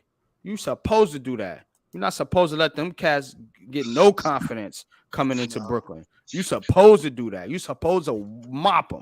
I don't want to see you in there, you know, in the fourth quarter, you know, sweating bullets on a team like that. The Nets did to the Spurs what the Giants did to the Colts. That's what you're supposed to do to a garbage team, to a team that's rebuilding, to a team that ain't got no business coming in your building, even challenging you. You know what I'm saying? Right. Shout out to the Giants and the Nets. They both took care of business like they were supposed to. You know what I'm saying? But I'm rambling. What's good, Breezy? What you got for me, bro? Shout out to my man, Big Fan Breezy, man. Go like, share, sub, and subscribe. All links are in the chat. Everybody that's on this panel, links is in the chat, and Coach is putting G Nation and Classified 3F with Joe's links in the chat as well. But y'all go ahead, man. Talk about it, Breezy. Shout out to Heart of the City, man. Another week, another Tuesday. Be back at it. Tudo. Pray for Damar Hamlin. I actually think it was a heart injury that he had. And I hope he survived it, man. Seriously. And just speaking on it real quick before we get to the Nets, I think it is vloggers and you know personalities on the internet and social media responsibility to have a certain integrity when you speaking of profession and being professional, and you know having professionalism when you speak on athletes, regardless of your opinion. You can't leave integrity in the balance. You know, you gotta you know talk the game, but you gotta keep your integrity doing so. And I said this because of what Skip said. As much as we may be fanatics of the game and love the game as much as we do, nothing is more important than life. So I just wanted to, you know what I mean, say that because the game they could reschedule the next game. You can't reschedule a next heart or a next life, or you know what I'm saying. So I just wanted to be considerate to that delicate situation. That is a very delicate situation, and you know he got my you know, I mean, I hope I wish the best for him, and I'm praying for him. Well said, bro. Well said. Word. So yeah, you know what I mean. That being said, yeah, man. Shout out to the whole panel. Salute the channel and the panel. Again, y'all already know, man. I'm here every week, and yeah, man. The Nets been scorching hot today. They released you know, the little post, not little, the big post saying that Jack Vaughn is coach of the month. 12-1. That was a record. Well deserved. Well deserved. You know, we broke another record with 91 points and a half versus Golden State. We broke another record with most points in the game, I think, with I forget who and what, but it was last week. And also back to what you wasn't rambling, shout to NYG 22. Just kind of going off of what he said, we took care of business, and the business part I'm talking about is Katie and Kyrie not touching the floor in the fourth quarter. You know, we played basketball well enough in 3 quarters to where our two top guys, Kyrie and KD, who pretty much, you know, they rack up a lot of minutes. But we've been trying to decrease their minutes so we could have them for the second part of the season. We almost 41 games in. For you know, what are we? What's the record? We 25-12. That's 37. 4 more games, and then that's half the season. I like Jacques Mhm. Vaughn sitting them. This the second game I've seen Katie and Kyrie sit the fourth quarter. The significance is them being having the energy to face any team in the playoffs. I just wanted to say this, not to get much in the past, but going into the playoffs versus the Celtics, Katie and Kyrie played big minutes up until then, and then after that they played the play-in, and then they had the Celtics. I'm not making no excuses. I'm just saying the way that Jacques Vaughn is steering the ship named champion. It's a championship. He's definitely how you saying, being considerate to the fact that Katie and Kyrie cannot be burnt out. We cannot burn them out during the regular season and expect them to perform at high level in postseason. So like you said, NYG 22, there's a lot of intangibles and factors. I was on Twitter earlier, you know, going hard for my guy Nick Claxton. I said, you gonna name, I got him in the top 5 centers, you know, just to kick up dust. And I said, y'all gonna name these 5 centers, but none of them got better defense than Nick Claxton. So y'all basically saying that these guys are better centers because of their offense. Because it can't be because of defense. I don't think anybody can name me 5 centers that got better defense than Nick Claxton. So I think And he it's not deserves. like Nick Claxton don't got no offense. Ain't he leading the league in field goal percentage? Yeah, Yes, he and is. dunks. And You second in know, block shots. ain't he averaging double digits in points? Yeah, like Yes, he 11, is. 12 points. Yeah. Hmm. So what's wrong with his offense? You No, know what no, I'm no. saying? But You're the not going to guys get they that got in many front of touches him, when you got Kyrie and KD on your team. You're not going to that's a get that many fact. touches. Oh And yeah, you don't What need do they absolutely. that want from many the guy? touches. If Nick Claxton is playing for I don't know, the Charlotte Hornets or somebody else, he's probably averaging 20 and 10. Yeah. Yep, yep. So And on not to add to that, I forget. I think I forget who said it about the season averages. If you hold a player to they season average, you did your job. What I will say to that is Nick Claxton went versus Jared Allen, took away the alley oop away from Jared Allen when we played Hmm. Cleveland. Giannis held them to 0 in the fourth quarter. Of course, it was a team effort, but case in point is little things like that might get overlooked if you're not a Nets fan.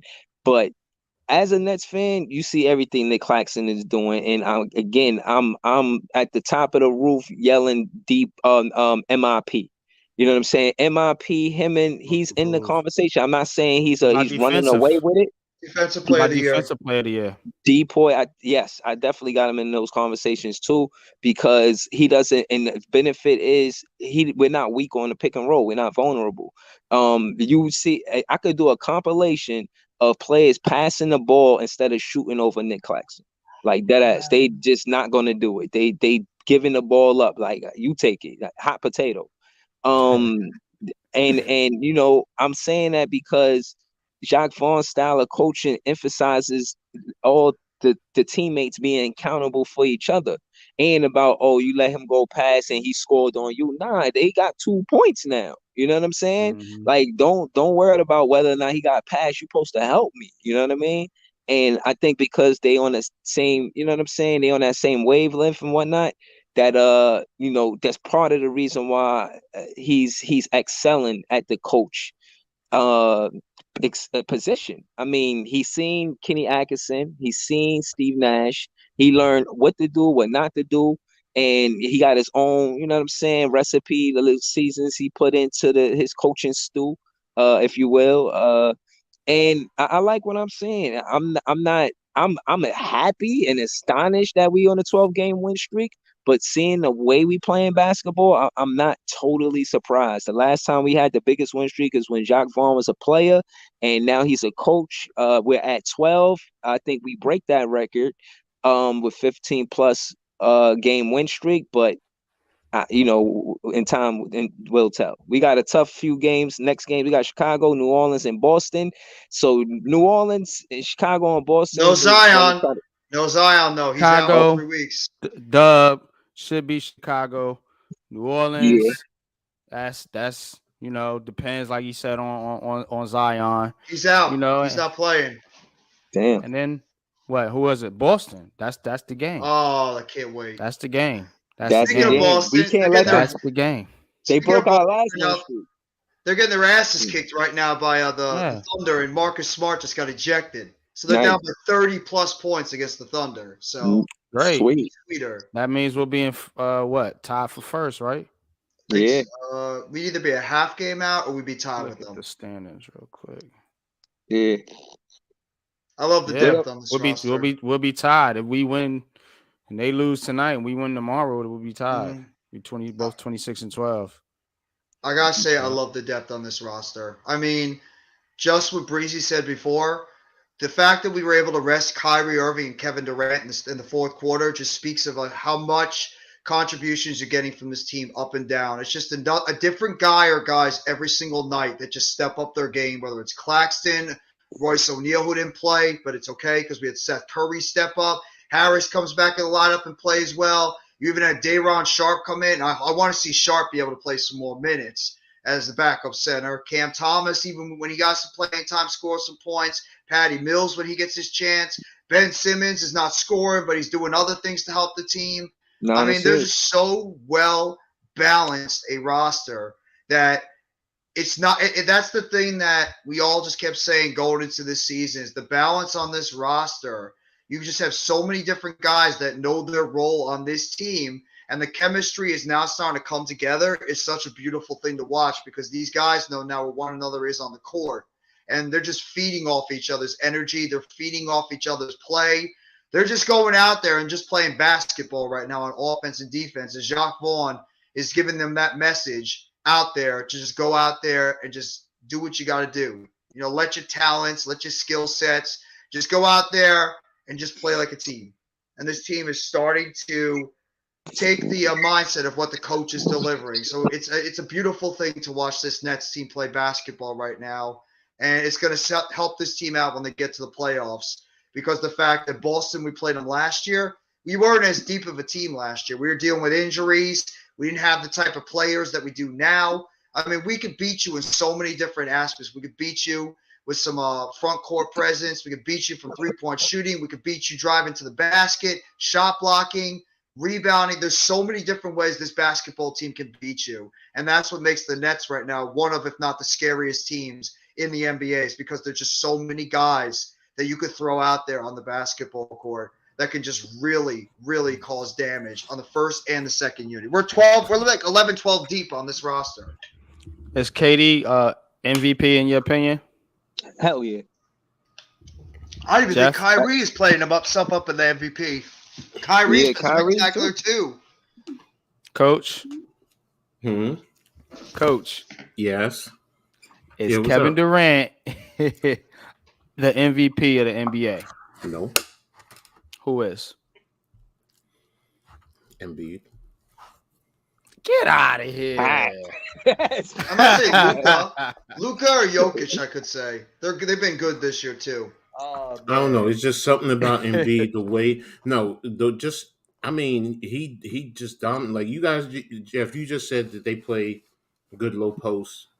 They're playing well in the low post. And the question I have is, when Embiid is on, honestly, who in that team is going to be able to contain? I'm not going to say stop. Contain him, because you're speaking on Claxton. Can Claxton handle Embiid one-on-one? No, that's not how we play defense. There you go. Speak on it. Let me shut my mouth. Go ahead. Speak on it. Speak on it. I got I got you. Hold on, Nah, NYG. Breezy got it because he about to say what I'm about to say. Go ahead. Hold on. We don't play defense one-on-one situations. It's the next man up. So and again, and a great example is Darius Garland. Darius Garland had 46 points and they lost the game. No disrespect, but Luka had 60 points and the Knicks lost the game.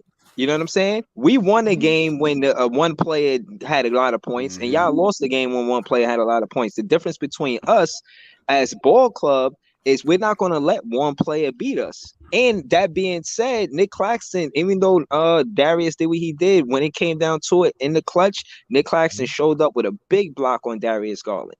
So to answer your question, Embiid is going to get his numbers, in my opinion. The truth is, how he's going to get his numbers. Is he Okay, going to get it from the field, or is he going to get it from the free throw line? let me rephrase it this way, okay? And Because they're going to lose. the one thing when I say he's on, Embiid is not just scoring; he's also rebounding and getting assists, and he's also intimidating on the defensive end. That's why I'm saying that to you. If he's Intimidating. blocking shots, getting defensive rebounds, handling the lane, making sure that if you're coming into the lane, you're kicking the ball out, and he's recovering back to his man. I don't like Embiid. Let me preface this, but from everything that I've looked at, the pieces I've looked at and compared. Now, if you want to say Jokic, I can accept that. Doncic, yeah, he scored his numbers. He's getting his rebounds, but is he also helping his other teammates play better? And that's what I'm getting at. Where Embiid can help his other teammates play better. Even sometimes drawing double teams and kicking to the open man. We've seen him do that. That's why I'm saying, you can play great team defense, but if he kicks that ball to the open man and that open man is hitting a shot, there's nothing your defense can do to stop that. KD had 9 assists last night, bro. Okay. So I'm saying that to say, when you're talking about who's the MVP, KD averages more assists. he got more blocks than Embiid, and I see him play the perimeter just as much. And that being said, we got the better record. And to add to that, last but not least, I'm done. There's nothing I can say to you, because if you talk about records, then to me that's all right, where so hold, no. Here's the thing, though, okay? Because that's the thing. To me, the most valuable player for a team is just that, for the team. Now, if we're talking about a most valuable player and it has to be a winning record, there's nothing I could say. Just pick the best team, and it's going to be the Nets. There you go. Then it's Kevin Durant. all right, but without even including that, when I contrast at what you said about intimidating on defense, I just, it's hard for me to put Embiid and intimidating on defense in the same sentence. I don't. He doesn't intimidate anything to me. You know what I mean? Okay, I use the wrong word when I say intimidate. What I'm talking about is controlling the lane. That if he's coming in, and you see him, you're kicking it out. That you're not going to score easily going down the lane. That's a big man. That's what I mean by intimidate. No matter what. I mean, he's what, 7'2", 7'1"? I mean, no matter what, he's going to alter shots, even if he doesn't block it. So that's what intimidating to me. But it's more controlling the lane. So I get it with Durant. He's an elite player. Yes, like you said, his record. He has one of the best records. Okay, so he played both sides of the ball too. He top 10 in blocks. He has the block numbers. He's averaging just under a steal a game. Almost 7 rebounds a game. 93% shooting from the foul. 56% free field goal shooting. But the Nets don't need him to win, though, do they? 36%. The Nets don't need him. The Nets don't need him to win, because you're asking me the most valuable player. Yeah, without Kevin Durant, we're not winning as many games as we have. You can win. You can also win. You can win games, and Kyrie can take over, and he's just as efficient and effective and deadly as Kevin Durant. And Embiid got James Harden. KD got the rebounding in the blocks over Kyrie. James Harden, all our players. I'm saying James Harden. Do you think he's on the team?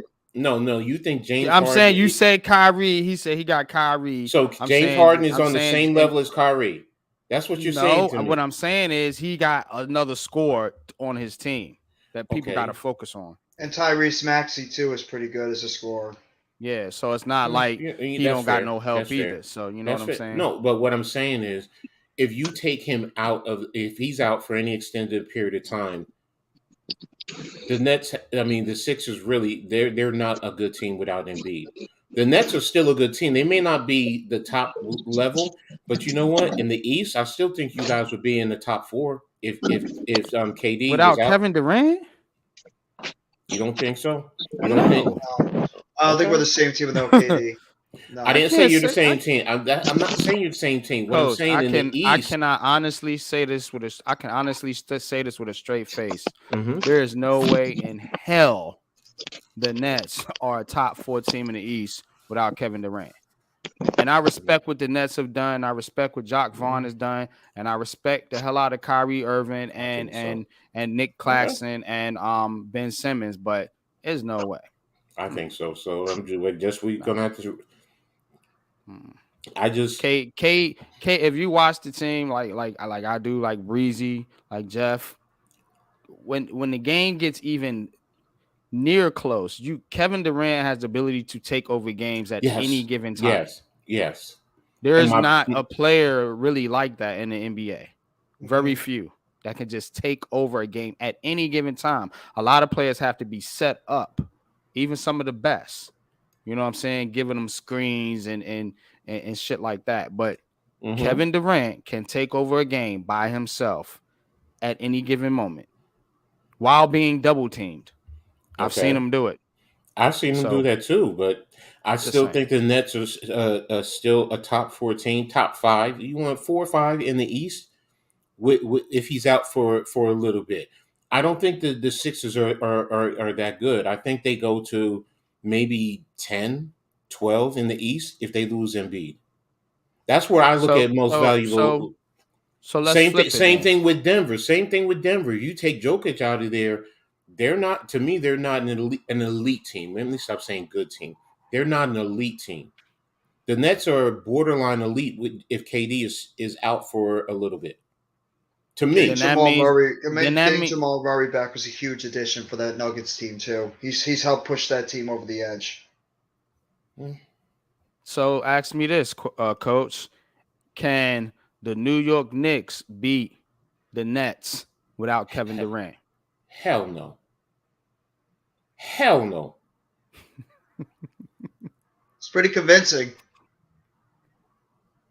The You say Knicks, no? the Knicks. I mean, I get it. They've done a couple of things, and people are Knicks, and I'm so anti Knicks right now, and that's my team, and I shouldn't be, and I know it. But They I won 2 in a see, row. and they won 8 in a row, and then turned around and lost what 6 in a row. Yeah. That's So the they're Knicks. inconsistent. But that's my point. And you ask me, can the Knicks beat the Nets without Kevin Durant? Hell no. Okay. Hell no. I don't see it. I, What you I think? What you think, Jeff? Breezy mm-mm.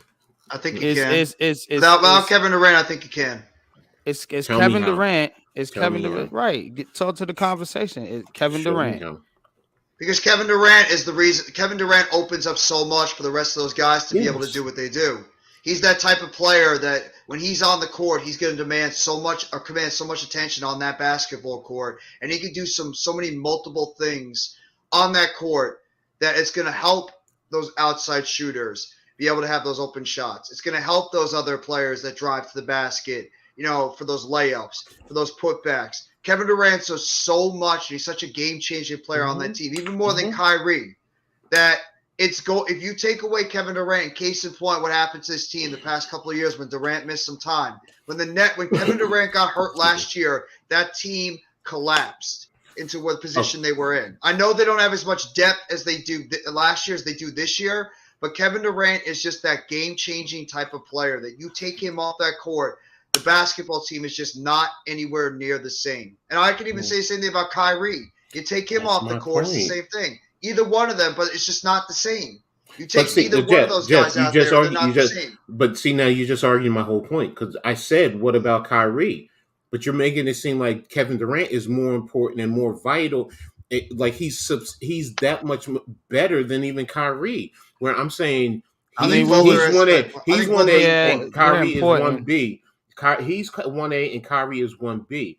I'm not saying the Nets are winning the championship if Kevin Durant is out, but in comparison to Embiid, if Embiid is out, if they're both out 20 games, let's just say 20 games, I think the Sixers probably win maybe 5, 6 games, depending on if they're playing top level opponents. And the Nets can at least probably get you 60% of the wins. I think the That's my Sixers can win more. I think the Sixers can win more wow. because Harden and Maxey are still talented players too. Yeah, you asking a lot from just Kyrie Irving. Remember, we're talking about scoring too. You know what I'm Mm-hmm. saying? And And defense. right, but just let's focus on one thing real quick. The Mm-hmm. scoring to Jeff, like Maxi and Harden can put up points. Kyrie can put up points, but he's not. He's about it as far as consistency on the Nets, as far as scoring is concerned. Mm-hmm. Now, Mm-hmm. TJ Warren is coming on of late.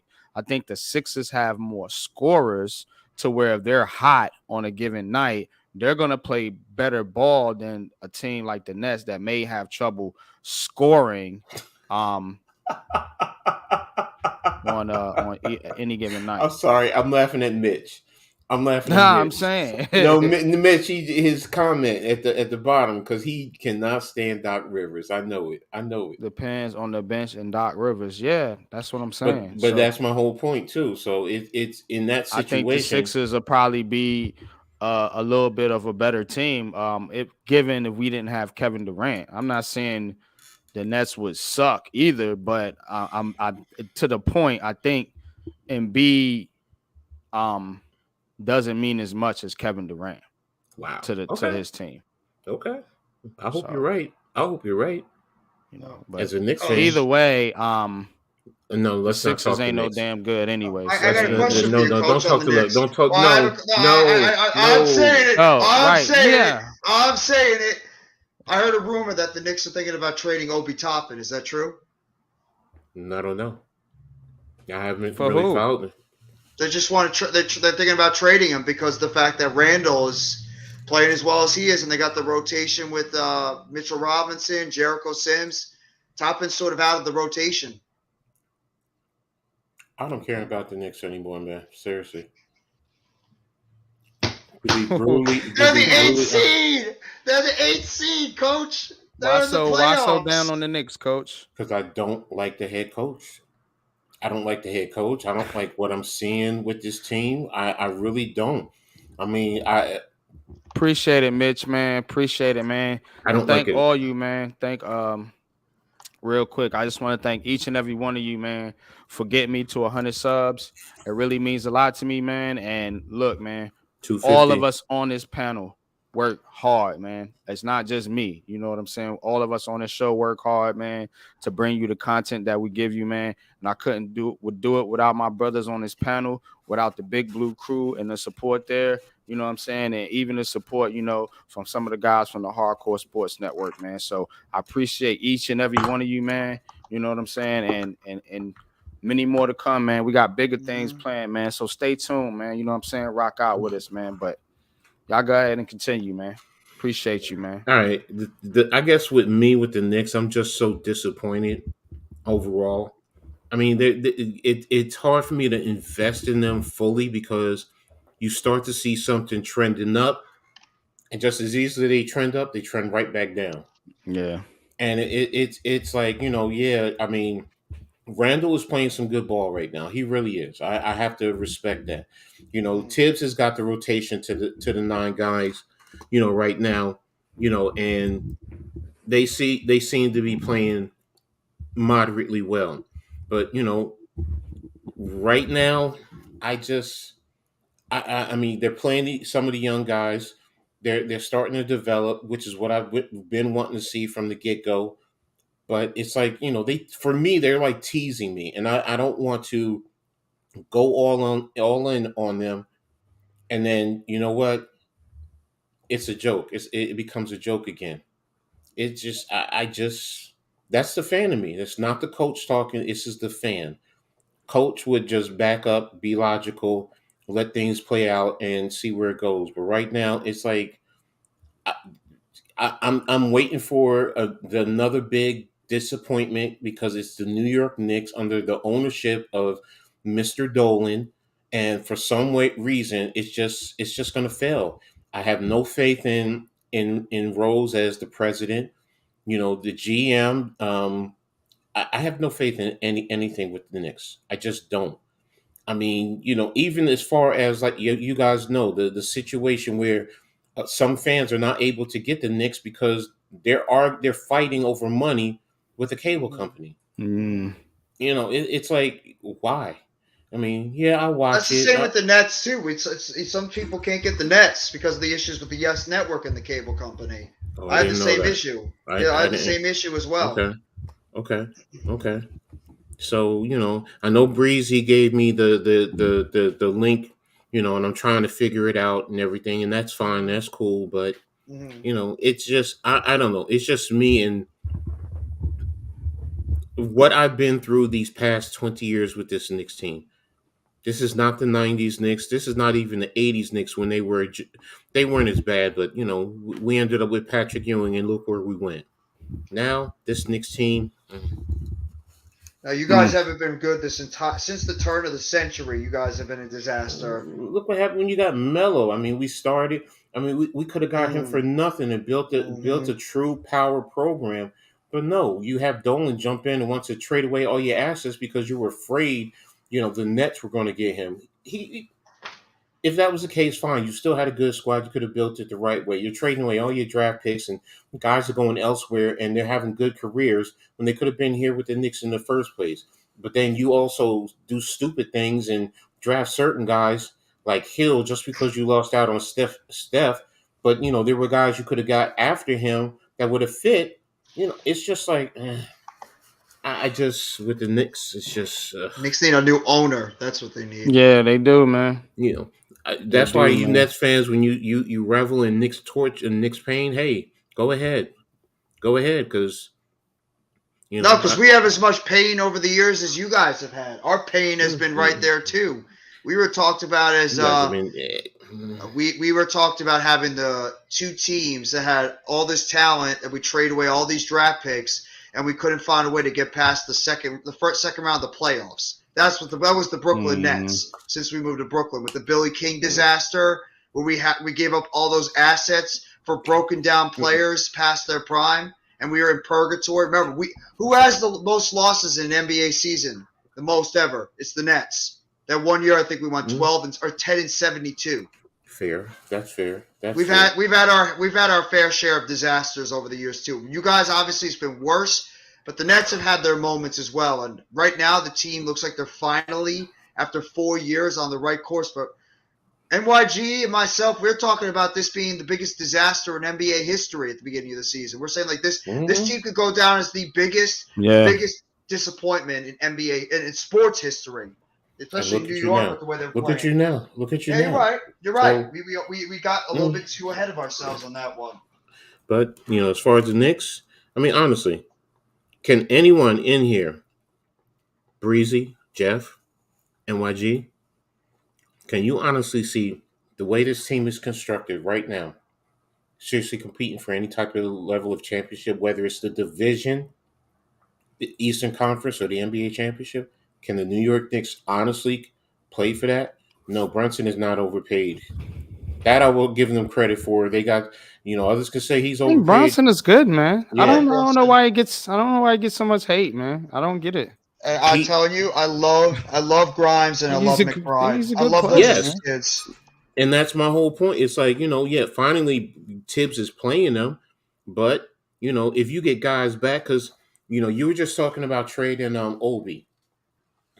I mean, if it happens, it happens. I don't want to see the kid, but if he can't handle coming off of the bench and find a role there, because he and if they were both on the same page, those two could be the best fours in the league, to be honest with you. With the starter and the talent coming off the bench, but they don't fit. Randall kind of does fit more into what Tibbs wants to do, even on the defensive end. Obi has been working, and he's good sometimes, and then he's not. He doesn't help as well, so I get it. But then when they were playing well, when you put them both out on the floor, and I love that. But then he goes away from that. But when Obi comes back, he's going to this 9-man rotation. So who's the Mm-hmm. odd man out of that right now? Because you don't have Barrett right now, so that's letting Fournier play now. But when Barrett comes back, that's going to push Fournier back, and Tibbs wants to have a 9-man rotation. Mm. You When know, is with Barrett supposed to come back? I all I know is he had a deep laceration. The last report I saw was is it the game after the I had the Knicks schedule up too. Hold on. Oh no, I didn't have it up. Sorry. That's Let all me right. look at let me look at this Knicks schedule. I'll tell you 1 second. I saw they put See. McBride in the starting lineup recently Mm-hmm. too, and he really That's helped because him that's and because Grimes. that's because whatchamacallit was hurt. Barrett, yeah. No, Oh, whatchamacallit Brunson. Brunson, yeah. Yeah, So I don't think I think. Brunson is bad. I think what the Knicks need to do, man, you know, like we said, man, is just sell the team, man. You know what I'm saying? Mm-hmm. It ain't gonna happen, but And I yes. think that will be because this has just gone on for too long, you know. And no, coach, I do not think the Knicks will win a championship. Um, I think what I do think is they're a little bit better It's a Friday. team than people are maybe like you are making them out to be. But I do not think they're anywhere near about win a championship. Mm-hmm. They need a lot, man. They don't need a lot, but they need the right construction of players, and they don't have that right now. And the Mm-hmm. reason is, man, because you got two players, man, that you really can't move off of, and that's Randall and Fournier. And Mm-hmm. those are the guys you need to get, man, offered so you can get another superstar. You know what I'm saying? You said To a another. true Who's this? superstar. Who's? Oh, Well, a true superstar, I okay. should Thank say. you. No, no, You that's know what I'm fine. That's saying? fine. That's fine. Yeah. Because they don't have one. You know what I'm saying? But if they get a true superstar on that team, and you allow guys like R.J. Barrett, Jalen Brunson, and Mm-hmm. some of these other guys to Quentin grow around that Grimes. superstar, Exactly. yeah, then I think they might be cooking, man. But you know what I'm saying? And maybe you get another superstar out of one of those players. You know what I'm Yes. saying? If they can And develop properly. But having Randall, because ooh, Randall ain't it. I mean, mm-mm. Randall's a good player, but he's not the answer. And Fournier, he's not either. So It's been that's. Barrett that's been the biggest disappointment. Barrett was supposed to take that leap But when I they paid think him with on the that right, contract. I don't think pairing him with Randall is going to allow him to do that. It's kind of stunting his growth, in my Mm-hmm. opinion. It You know what I'm is. Mm-hmm. saying? He needs somebody that he can work off of. You know what I'm saying? Him and Julius Randle basically do the same damn thing. But that's You know why what I I'm said saying? if Obi had the right mindset to accept that role and say I'm gonna get mine when I come in and help the team, yeah, Obi still needs to be developed because they're pretty much the same thing. Obi is a lot more exciting, more explosive, but Randall has a little bit better handle. He's a lot more mature. He has better shooting. So he does do a lot of things that Obi can't do. Mm-hmm. But if they learn to play, if Obi could have played, said, I can accept this role, I can come in, I can do this or that, and continue to grow. That's why I say they both would be perfect together in that regard because they're two starting power forwards in the NBA. But if one comes off the bench, it's going up against the second unit, which you're putting a starter against the second unit, and we all know when that happens, usually starters you really get their numbers. And that's Mm. what it boils down to. But overall, this team is not constructed well to me. I agree with you there. And it's hard for me to fully go in and be diehard like a lot of others because, mm, Yeah, I one, I agree, don't Biz. see. They'll be in the play-in. I predicted that mm, at the beginning of the season. Yeah, I think they will too. I think they'll that, make the playoffs. I think they'll be part of the top 8 at least. Yeah, they will mm, be. it's going to be a major disappointment in Knicks land. That's a big Miami's fact. starting to get it together. They were off to a rough start, but they're getting some of their guys back, and they're starting to start climbing up the East a little bit Damn. too. Giannis, What? Giannis had 55 points, 10 rebounds, 7 assists on 60% field goal shooting tonight. Giannis is Giannis. He's still a great Mm-mm-mm. player. Still a great player. All right, I'm sorry. let's talk about this bum ass Jets team. I mean, you see the score. I mean, Mm. what's left to be said about this squad, Ugh. man? And Mike White is not the answer. I tried to No, tell people no, it's he's not not. it, man. I mean, you're gonna have to get a quarterback. They're gonna have to Yes. trade for somebody Yeah. because The they're not gonna quarterback is have going to a be Zach Wilson. That's who their quarterback is going to be. shit. Good luck, man. They Good said luck, that. man. And the Jets is another team. It's just like, Mm-hmm. damn, man, you never can get it right. You Tease No, you, never ever get it right. tease you, and don't want to please you. I that's a mean, perfect way of and saying it. it's sad. You know what I'm saying? It really is sad, man. They got good players. They got young players. Um, I don't think Rob Saleh is that bad of a coach. I just think that they get it wrong somehow, man. You know what I'm saying? And like you said, coach, like we was talking about the Knicks, it's that mixture.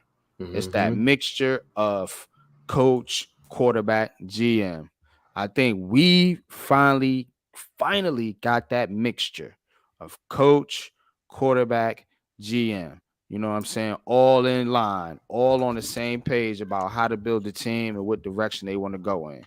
The Jets, it seemed like they had the coach and the GM, and they got the fucking quarterback wrong. And now you're set back because you spent that high of a draft pick. And this is the pro Daniel Jones crowd.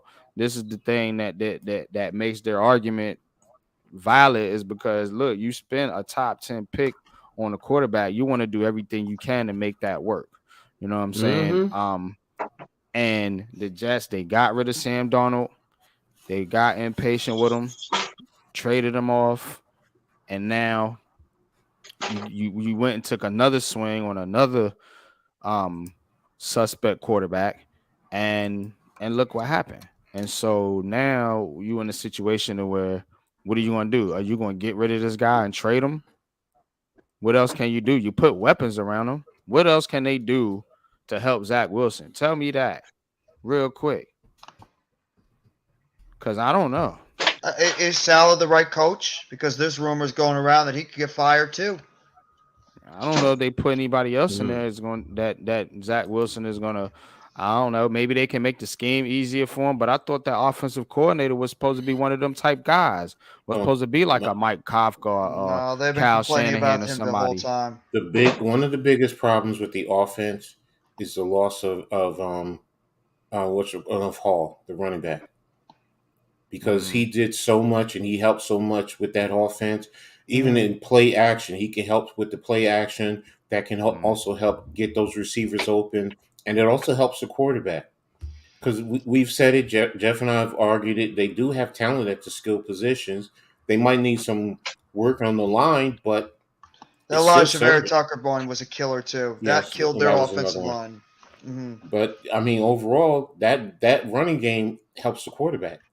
Hmm. It does mm, help the quarterback. It even in this day and age with the RPOs, it just opens up that window where you could and you can get Wilson a quick slant and he can do the work for you.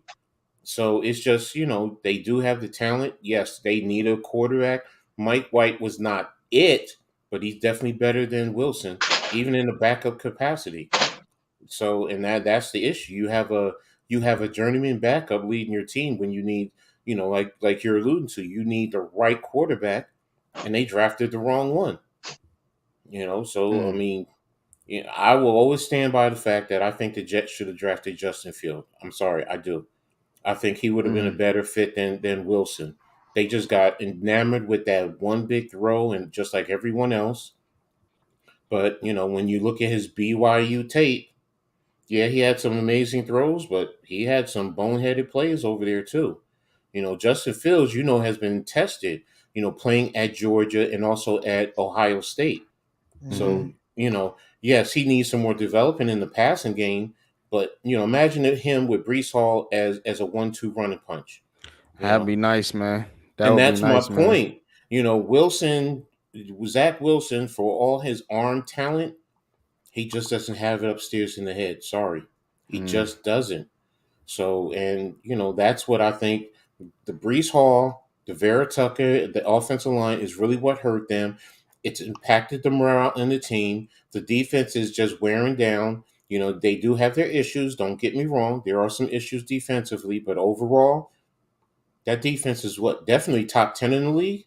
Would y'all say it's top 10 in the league? Yeah, I'd say if not top 10, pretty close. So, Say they're in and that conversation. if you had a good running attack, you're a playoff team. And the Jets losing Hall really hurt, and Wilson, he's just not it. And what do you do to get rid of him? I don't even know, because who's going to want to take him? You don't think a team would take a chance on somebody like that to try to? What are you going to? Rebuild him? Okay, then the question is, what will the Jets get for him? Because you're not getting even a 4th-round draft pick for him. That's me. That's me. They got a 3rd for Sam Darnold, didn't they?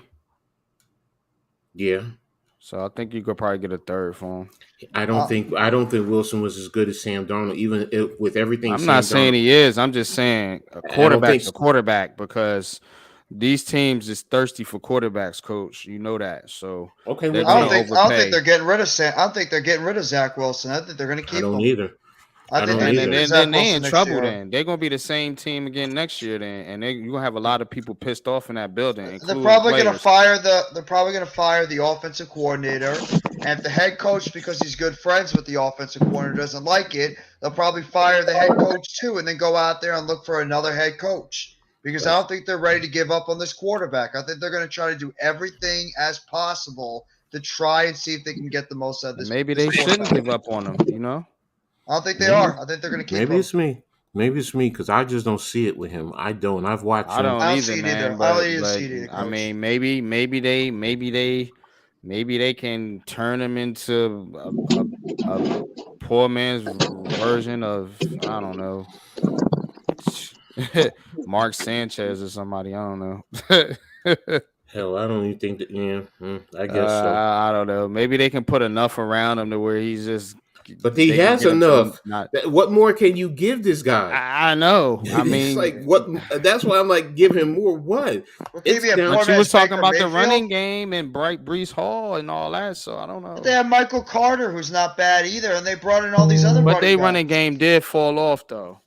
No, it did. Fall off. It did. I mean, Elijah Vera Tucker one too hurt them a lot. You made a point about the offensive line losing. How many tackles did they lose this year? They lost what? 3 to injury? Oh, Dwayne Brown was hurt. Fant missed a lot of the year. They lost Becton. They lost Elijah Vera Tucker. They've had at least 3 or 4 tackles that have been out this year. And then they lost some interior offensive linemen that got hurt too. So their offensive line has taken some serious hits. I mean, we talk about our O-line.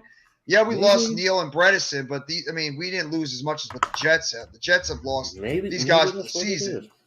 Maybe that's what it is. They need to fix their offensive line, and maybe Wilson can play better that way. I don't know. You know why, Coach? Because they put too much faith in the fact that they thought Becton was going to come back healthy, and they really they had the opportunity to go out there and draft one of those tackles like a Neal, an Aquanu, or a Cross, and they said we're going to hedge our stones on the fact that Becton can come back healthy and be the guy, and we saw what happened.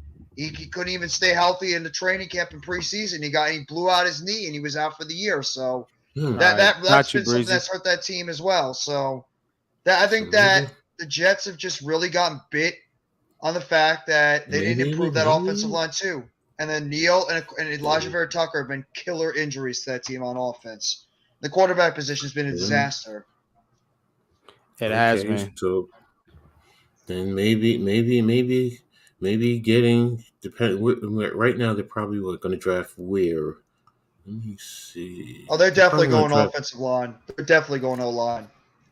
Yeah, so right now I'm looking at either Paris Johnson or Broderick Jones from Georgia. It's probably going to be, if anything, it's probably going to be Johnson if he's there, because Johnson definitely is. He's a right tackle or a left tackle? I'm trying to remember. I think he has played. I think he's played both tackles at O State. Okay. So Because let me they got to just double decide check. who's their tackles. They don't even have a true offensive tackle right now. I mean, Dwayne Brown's 100 years old. Fant, I think, is a bit player at best. And then Becton, can you hedge your bet on Becton? You can't. And Elijah Vera Mm-mm. Tucker, while he could play tackle and he could play it well, I think he's better. I think his best position is a guard. So I think they really need to go all out and try to fix that tackle position going into next year. They really need to fix the exterior. Like we need to maybe we have to look at the interior.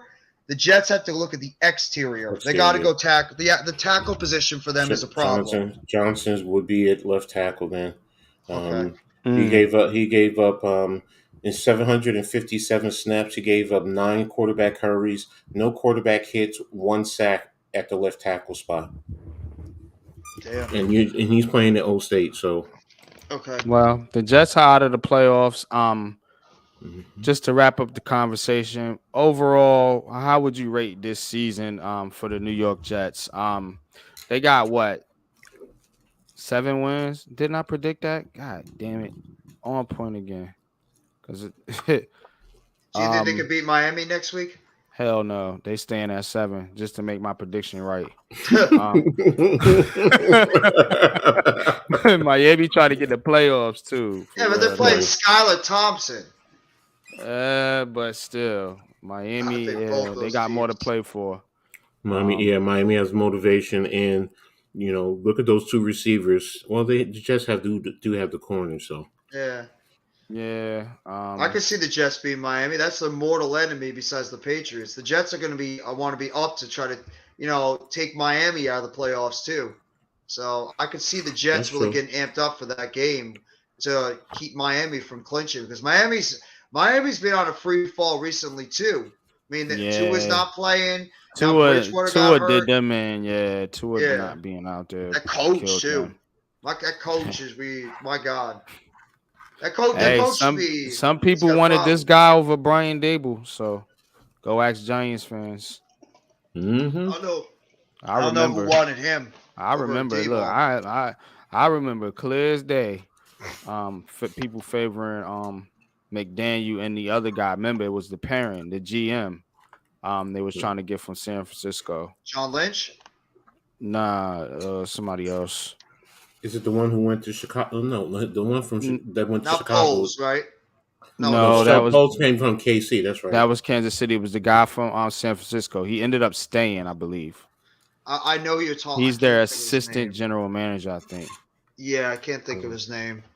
But yeah, they wanted him and McDaniels. I swear. That was the conversations in the offseason. I think we're pretty happy with Dayball and we're Shane. good. We're very good. We're good, man. But that's the problem. Man.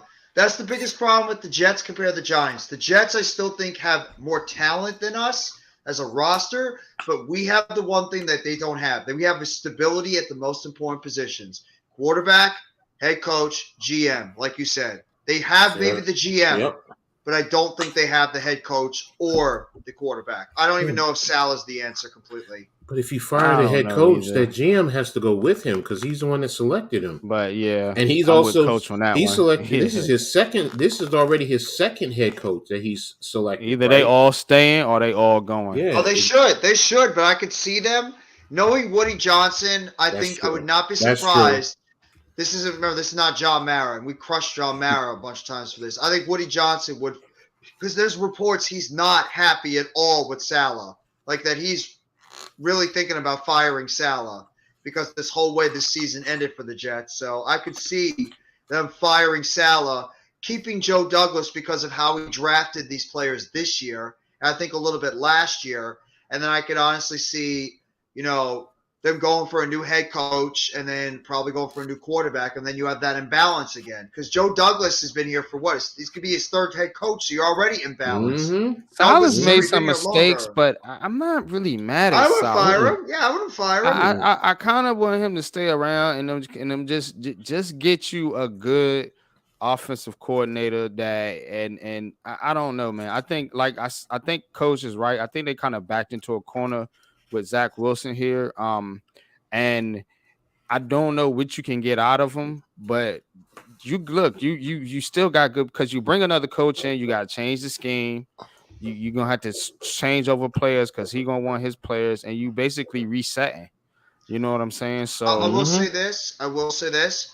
A lot of fans were bitching about Daniel Jones that thought that he wasn't going to get fixed. No matter what you think, a lot of people are saying Daniel Jones could not be True. fixed after the past couple of True. years.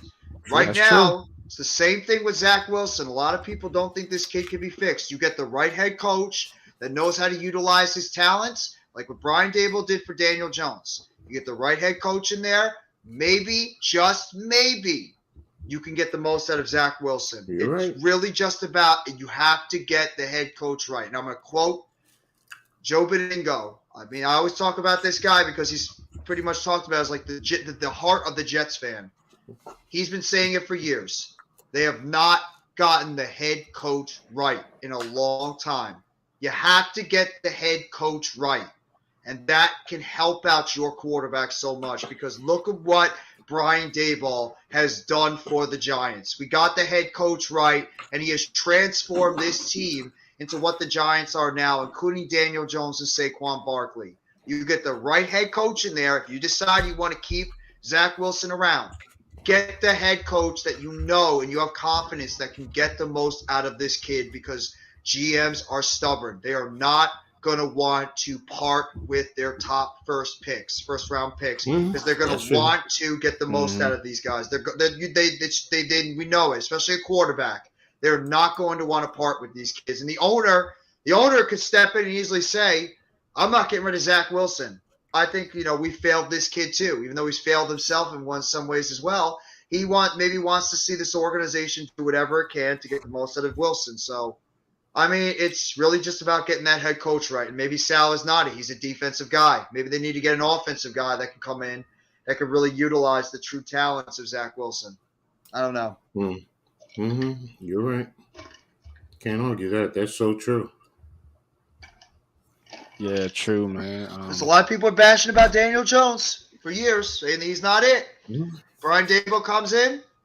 Daniel Jones looks like a great quarterback, or a very good quarterback now. So, and shout out to DJ, man. I told Lou and Pat that I will refer to him as DJ. Now he earned his DJ name from me. I'm not calling him Danny Dimes. I hate those stupid nicknames. He's nah, DJ. not Danny. I'm not doing that. Well, one. I hate those Danny Dimes. It'll be But DJ. I was saying Jones, but he's DJ now. Well, here's one that I did here. What about Danny Dollars?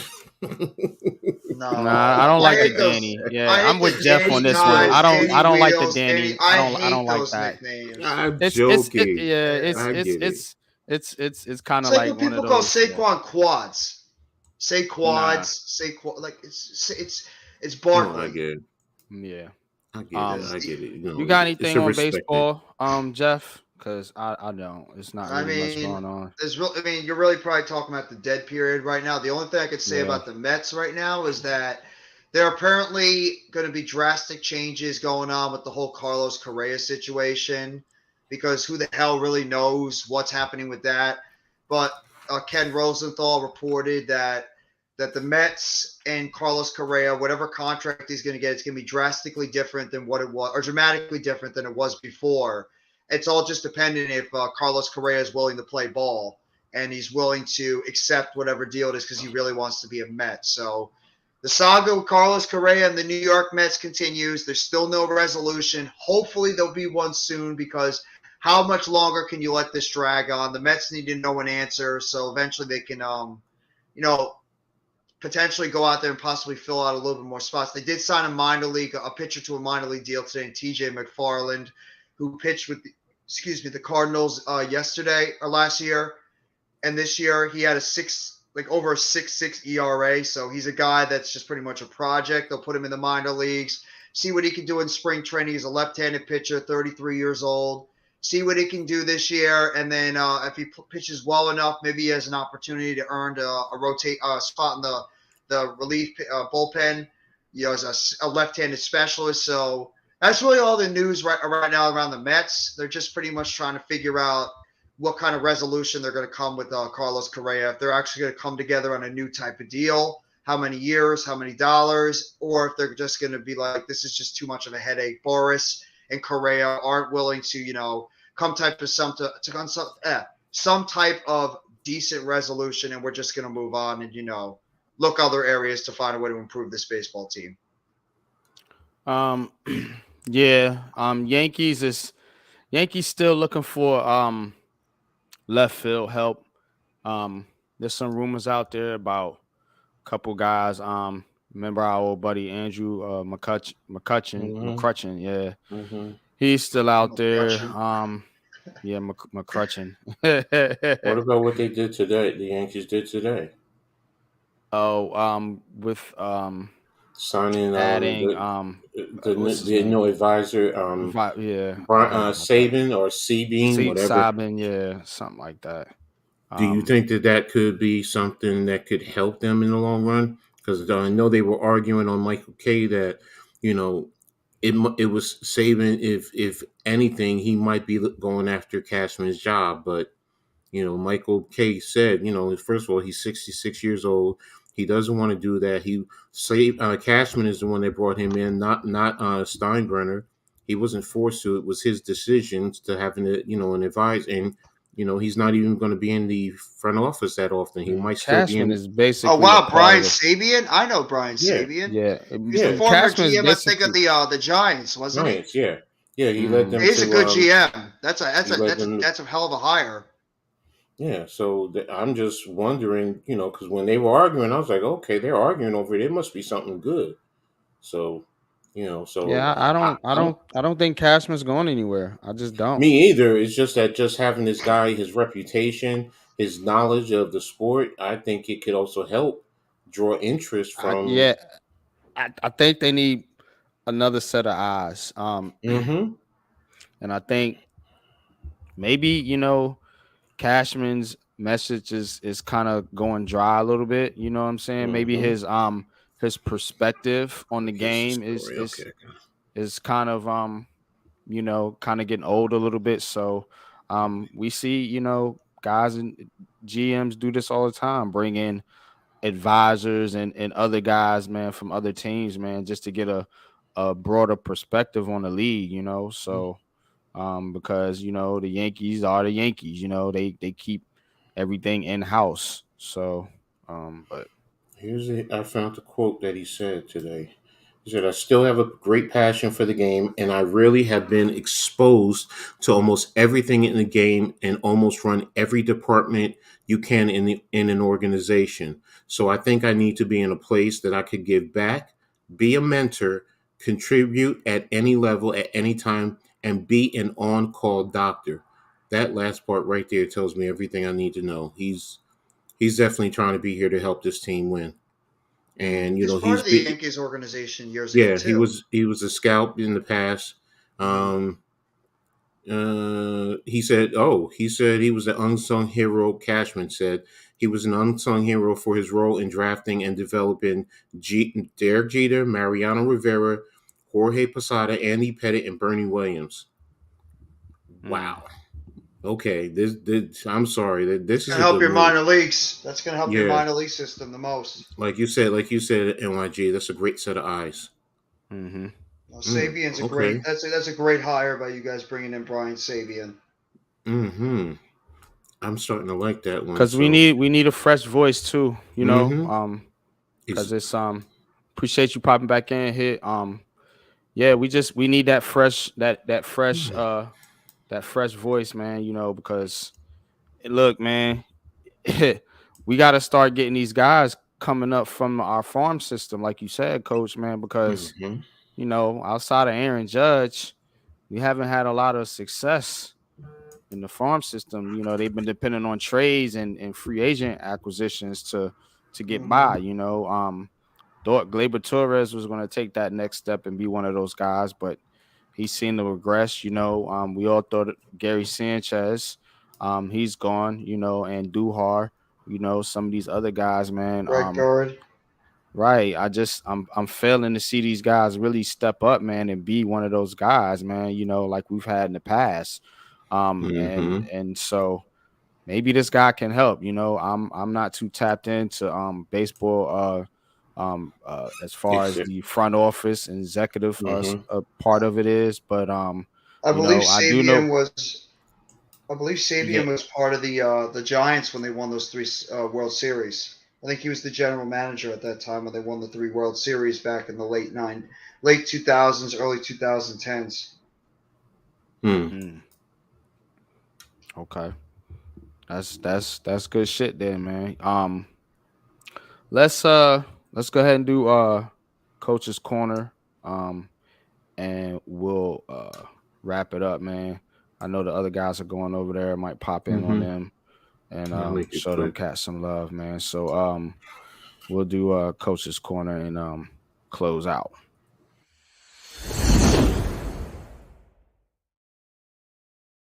Bro, I appreciate it.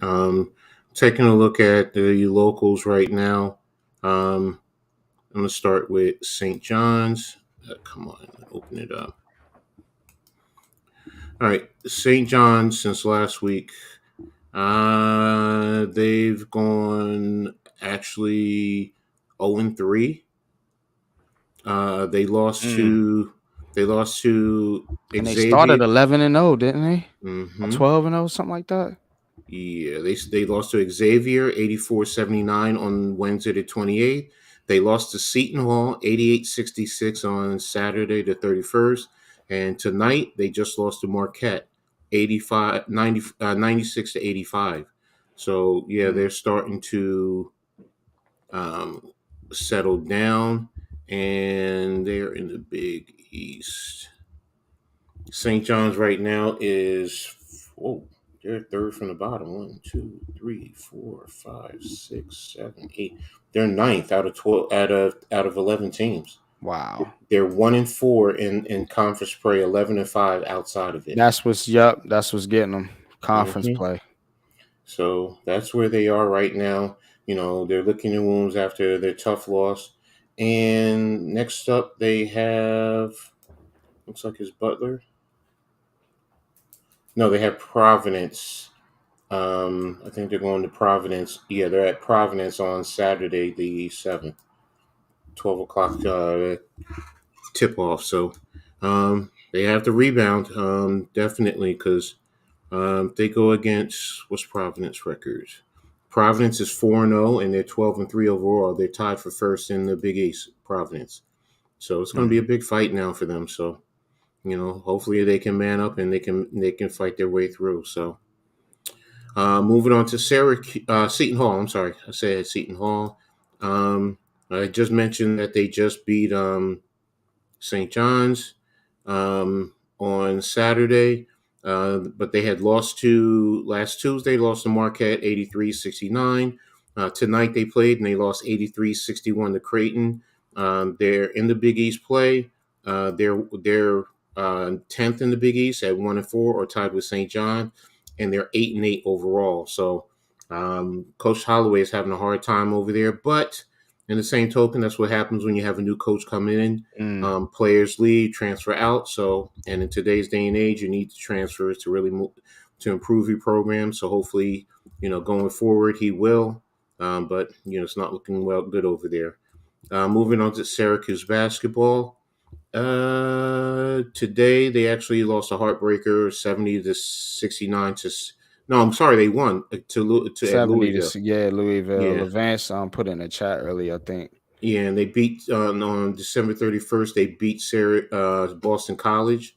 So that time frame, they're 2-0. They're 3-1 overall in the ACC, and 10-5 overall. They're fourth in the ACC. So they only have Pittsburgh, Clemson, and Miami of Florida. Ooh, Miami of Florida is better than I thought. Okay, but yeah, they're tied. They're fourth in the Big Ten, a half a game above Virginia and Duke and Wake Forest, because those teams are 2-1. So Syracuse is fighting hard. See how things go. And we know the ACC is tough. So don't hopefully they'll continue to sustain and fight hard. Football wise, they also played in the what you call the bowl. Where is it? They played in the Pinstripe Bowl. They lost to Notre Dame 41-24 on the 29th. So it was Was just that good that having. joint that was at Yankee Stadium? Mm-hmm, mm-hmm. Yeah. It's just good just having a local team and Syracuse there. So but Mm. unfortunately, it didn't pan out the way that they would have wanted. Let me see. Garrett Schrader, the normal starter, didn't stay long. He was 5 of 14, 35 yard, one touchdown, one interception. Carlos Del Rio Wilson was 11 of 22, 190 yards, one touchdown, one interception. Sean Tucker, their top running back, who also declared for the NFL, was 16 carries, 60 yards, and one touchdown. And their top receiver, Oronde Gadsden, 4 receptions, 78 yards, and one interception. So you know, I'm looking forward to seeing where Sean Tucker and Randy Gatson is going, where they're going to land in the draft. So, I think Tucker's definitely one to look out for. I think he might. I got to do some more research, but I think he might be a third or fourth round draft pick. But it's good to have him there. So, and Mm. turning over to Rutgers. Rutgers women, the last two games they played Penn State. They lost 90-72. And then yesterday they played Maryland. They lost 78-67, but they were down by 18 and they fought their way back. They were down twice, one by 18 Mm. and one by 16, I believe, in the second half and fought their way back. Even though they lost by 11. And don't forget, Maryland is number 13 in the Man, country. I was gonna say Maryland's a tough Yeah. team. It was also, to be honest, one of the girls I know plays on Maryland, Diamond Miller. She's actually from Franklin Township, Somerset, where I also subbed and taught, and I used to watch her in junior high school and high school. So the girl is the truth. So, Mm. Shout out to her. and Rutgers also only had 8 players, but Diamond Miller ended up with 15 points. The one that hurt Rutgers was Abby Myers. With her outside shooting, she ended up with 22 points. So, but Rutgers, China Carnwell continues to dominate on the boards. 8 points, 13 rebounds. But offensively, they were led by Kayleen Schmeichel, kids from New York. She's the truth. I mean, I've been watching her. She ended up with 29 points, 9 rebounds. Um, Mm. she's a freshman. You hear me now? She's a Yeah. freshman. So if Rutgers had more players, they're going to be a much better team. Don't let things fool you. I mean, I know they're 6-10, and I think they're 0-3 in the Big Ten, but they're going to be a Mm. better team. So, and the big one, Rutgers, the men's basketball team, um, they went 2-0 since we last recorded. They beat Coppin State on Friday, 90-57, total control of that game. They toyed Mm. with them. So Ooh. I watched the game. So yes, it could have been more. I think they could have easily gone for triple digits. Their defense is very tough, but the big one is last night. They beat number one Purdue in Mm. Indiana. They beat them 65-64, last second Let's shot. go. Yes. Cam Spencer hit a last second 3-pointer with I think it was like 5 seconds left on the clock. Mm-hmm. Kind of the same thing as last year, because last year they beat them. They were number one, and they came to Jersey, and Ron Hopper Jr. last second 3-pointer at the buzzer to beat them. So kind of the same thing. So Yeah. that's a big win for Rutgers. They're 10-4 overall, 2-1 in the Big Ten. That was the first loss for Purdue because they were 13-1. I mean 13-0. So now they're Oh yeah. 13-1. So. But it was a good game. Cam Spencer did his thing. Like I said, he had 14 points. Paul McCahey down the stretch took control of that game. Ended up with 16 points, 8 rebounds, 6 assists. I mean, he really down the stretch closed it. Clifford Omarui in the first half dominated the game. He had 12 points in the first half, but that's what he ended up with because he was really frustrating Zach Edey. Zach Edey had foul trouble in the first half. Mm-hmm. Second half, Purdue adjusted, and they were using him to get the ball into him, and guys were playing off of him. One of the guys, Brandon Newman, who came off the bench, was killing Rutgers with 3-pointers. But once Rutgers started blitzing him with the double teams, getting the ball out of his hands, things changed because they weren't effective with their shooting. But Edie did get his numbers: 19 points, 11 rebounds, 3 assists.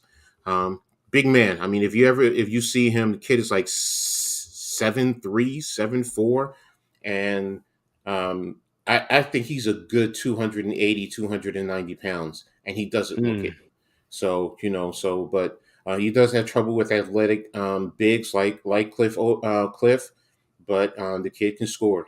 And once he gets the ball on the right post, if he goes to his drop step to the left, that hook is going in. You're not stopping it. And Cliff is a good defensive center. So, but it was a big win for Rutgers.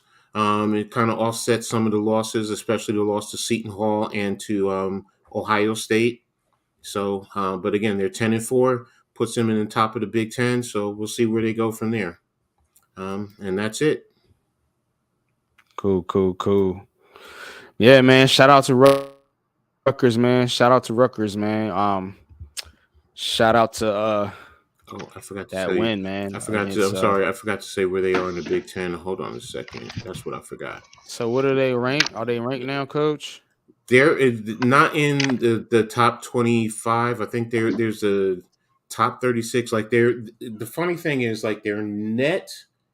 I think their net is 20th before yesterday's game, so it might boost them up. But overall, they're 1, 2, 3, 4, 5, 6. Technically, they're tied for 4th in the Big Ten. So, but they have them in the 6th position at 10-4, tied with Michigan State. So, they got Wisconsin 3-0 in conference, Ohio State 2-0. That should be Rutgers' win in conference. Michigan at 2-0 in conference, and Purdue, Penn State, Michigan State, and Rutgers all tied at 2-1 in conference. And they're on Rutgers is on a 4-game win streak. So, so that's going to be interesting going forward. And who do they play next? Rutgers plays Maryland on Thursday night. That's going to be a tough game for Rutgers. Okay. Yeah. Where Maryland at now? Maryland is, let me go back to standings, Big Ten. Maryland is 1-2, but they're 10-4 overall. Now Maryland did start out strong to start the season. I think they had like 9 wins, but they're fighting. So they just lost to Michigan on Sunday, 81. Oh wow, 81-46. Wow. They lost to UCLA 87-60. So yeah,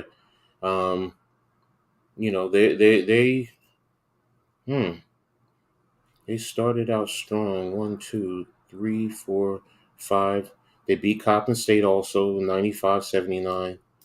1, 2, 3, 4, 5, 6, 7, 8. They started out 8-0 until they lost to Wisconsin. Then they lost to Wisconsin, Tennessee, Maryland, beat St. Peter's, University of Maryland, Boston, and then they just lost to Michigan. So, and now they have us in Ohio State. Well, it's Big Ten play, so it's going to be tough. But yeah, it's going to be a tough game, and I think they come to us. Yeah, they're in Jersey, so I'm going to be looking forward to that game. 6:30 tip off there. So. Yeah, man. Exciting shit, man. You know what I'm saying? Hopefully get some excitement back in the area, man. Haven't had that from a college basketball standpoint in a little bit, but Good work, Coach. good stuff, man. Good stuff, man. We're gonna close out, man. I see you came back, Breezy, man. I'll let you get your last word in though, bro, man. What's good, man? Talk to me, man. I'm just happy to be part of the show, man. Again, my prayers go to Damar Hamlin, and we got to keep integrity with this thing, man. All of us are good at what we do. I learned from you guys. Hopefully, y'all learn from me. But again, man, I respect the integrity of y'all vlogging and y'all content, and I'm a fan of it. And let's just keep it going, man. Let's keep this heart pumping, man. Hopefully this heart lives forever. You know what I'm saying? Heart of the city, baby. You already know, man. Much love and respect to you too, my brother, man. You already know what it is, man. Always love having you on here, man. You know what I'm saying? You are part of the show. You are part of the heart. You know what I'm saying? So that's what we do, man. But Coach, man, what you got for him, Coach? As we close out. Um, all right, I'm going to talk about it now, real quick. Breezy was just talking about integrity and so on and so forth about DeMar. I talked a little bit with NYG before the show. Um, Ladies and gentlemen, I've experienced something. I don't want to say similar, but worse. With the results is worse than what we witnessed last night. Back in 2003, the minor league team that I was a partner in, we played a team in Pennsylvania, and I actually literally watched a man die on the field. Defensive tackle went down. Started. When I saw them starting to do CPR, go over there, and this was for context. I'm going to say he was a white guy, and I saw him turn purple and black. And football is a game. We love it. I attribute it to so many important life lessons, but it is a game. And like they were mentioning today on so many different programs, a lot of people are starting to realize to see that it's important. See how the players are really sacrificing themselves, not just physically, but emotionally. The fans, you saw that today, last night with the emotions, how connected, because it is a family. It really is. A locker room is a family. And when you see that family member go down and you feel helpless that you can't help. And a lot of times with the injuries, you just say, okay, we're going to work through it and we're going to be back. But this changes the perspective. And that says to you how much that they're putting their lives on the line. As a Rutgers fan, I experienced the Eric LeGrand going paralyzed off of a hit. So Jeff knows exactly what I'm talking about. Myself personally, I had to retire because I had spinal injuries. And yes, I could have had surgery and rehabbed and gone back out there. But I also said I was a single dad and I couldn't take that chance to do that to my girls. So the family aspect of what we saw last night, yes. And Breezy just talked about keeping the integrity. Yes, I really love that point. And ladies and gentlemen, when you look at athletes, not just in football, all sports, understand that realistically, if it's a true physical sport, they're putting their lives on the line. No matter how light you may think it is, they're putting their lives on the line. Things can happen. Baseball, guys can get hit in the head with that baseball coming 100 miles an hour. Yep. Think about that. You yourself, you don't think about that initially. But when I saw that man, his name was Chris Mills, back in 2003. It was in Towanda, Pennsylvania.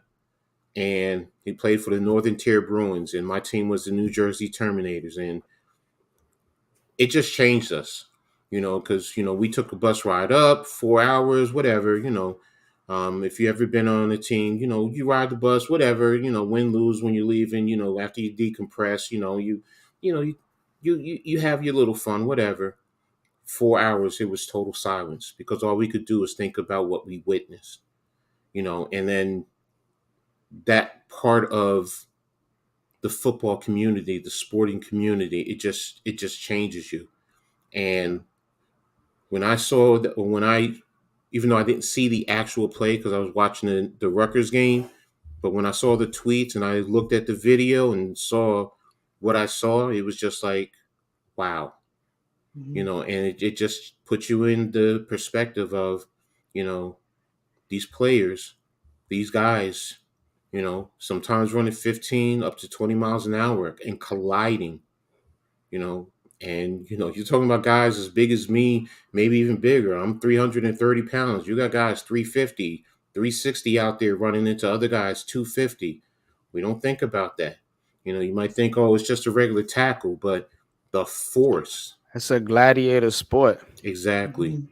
So, That's what people fail to realize, man. These gladiator sports that we play, man, this going back into Roman times, you know. exactly, That's why they call exactly, the NFL not for long, because with the way you exactly. guys are hitting each other, you're No, not playing in the league for long. So, yeah, last thing I just want to ask people, no matter what, this man's just is continuously raising money for toys for kids in his area. It don't have to be his. Look in your local area.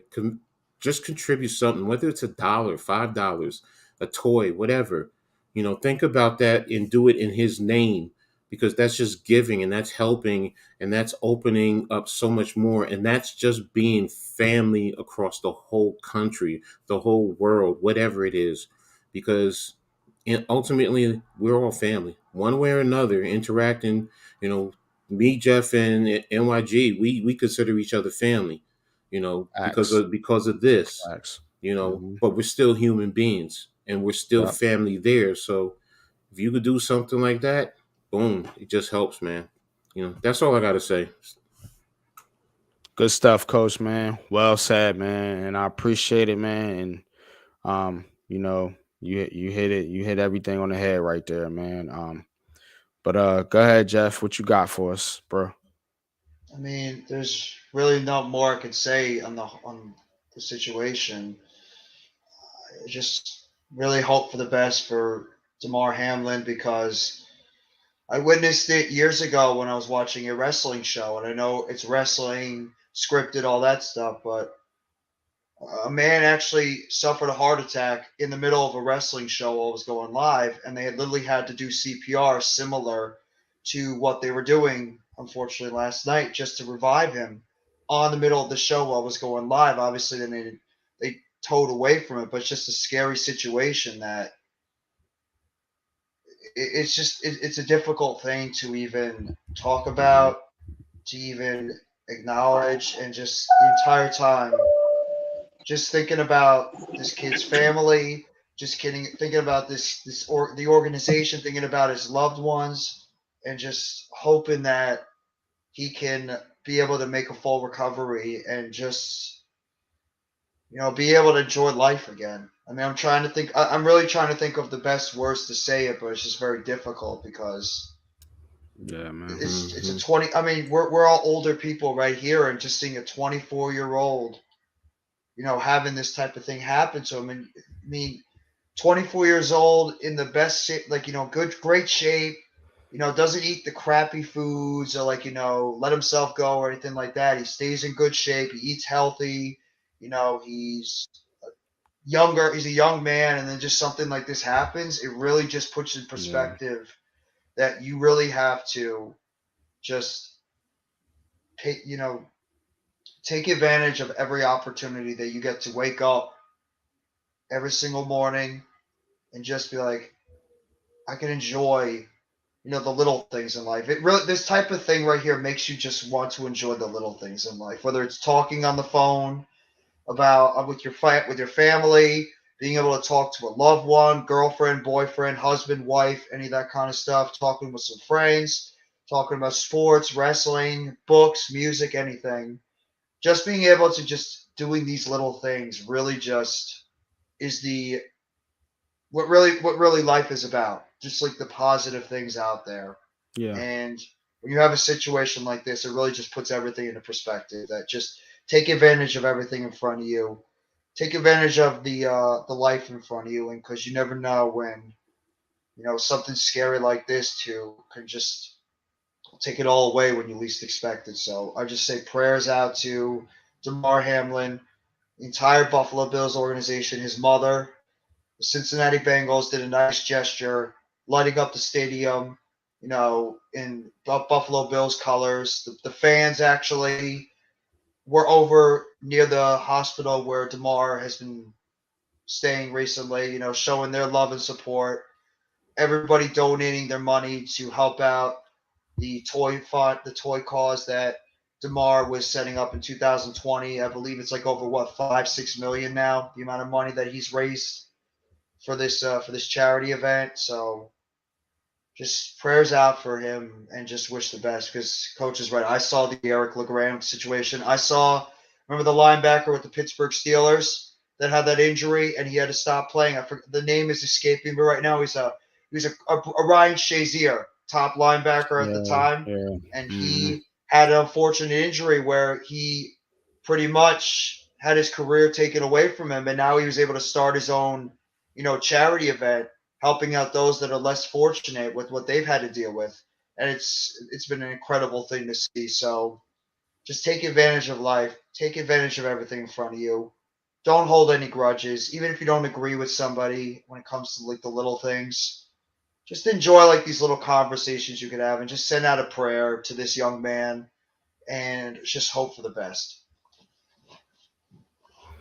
Well said, Jeff, man. Well said, man. Well said. But by all you, um, three gentlemen, man. You know what I'm saying, and you know, life is short, man. You know, like Jeff said, man. And enjoy your time in this realm of existence, man. You know, because you never know when that time could be up, man. You know, but we all, we all talk about sports and different things like that, but there is this thing, like I said, called life, man. And that's more important than all this shit. You know what I'm saying? So Mm-hmm. definitely, man, just like you said, Jeff, you said it best, man. Hug and love your loved ones, man. And take care of yourself, take care of your family, man. And we all just trying to do the best we can, man. You know what I'm saying? So um that said, man, we're gonna close out, man.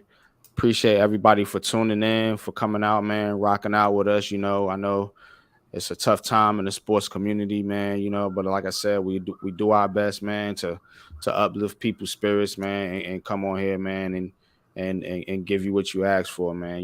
That sports content, man, that love, that energy, man. You know what I'm saying? That camaraderie, man. Like Breezy said, that integrity. You know what I'm saying? So we give you all that here, man, and we just, like you said, doing the best we can, man, to try to bring up people's spirits and uplift people, man, through some of these tough times, through these dark days. You know what I'm saying? So, but that being said, appreciate all y'all for popping out, man. Go sub and subscribe to all these guys on the panel. All their links are in the description, man. And until next Tuesday, y'all. You know what I'm saying? Peace.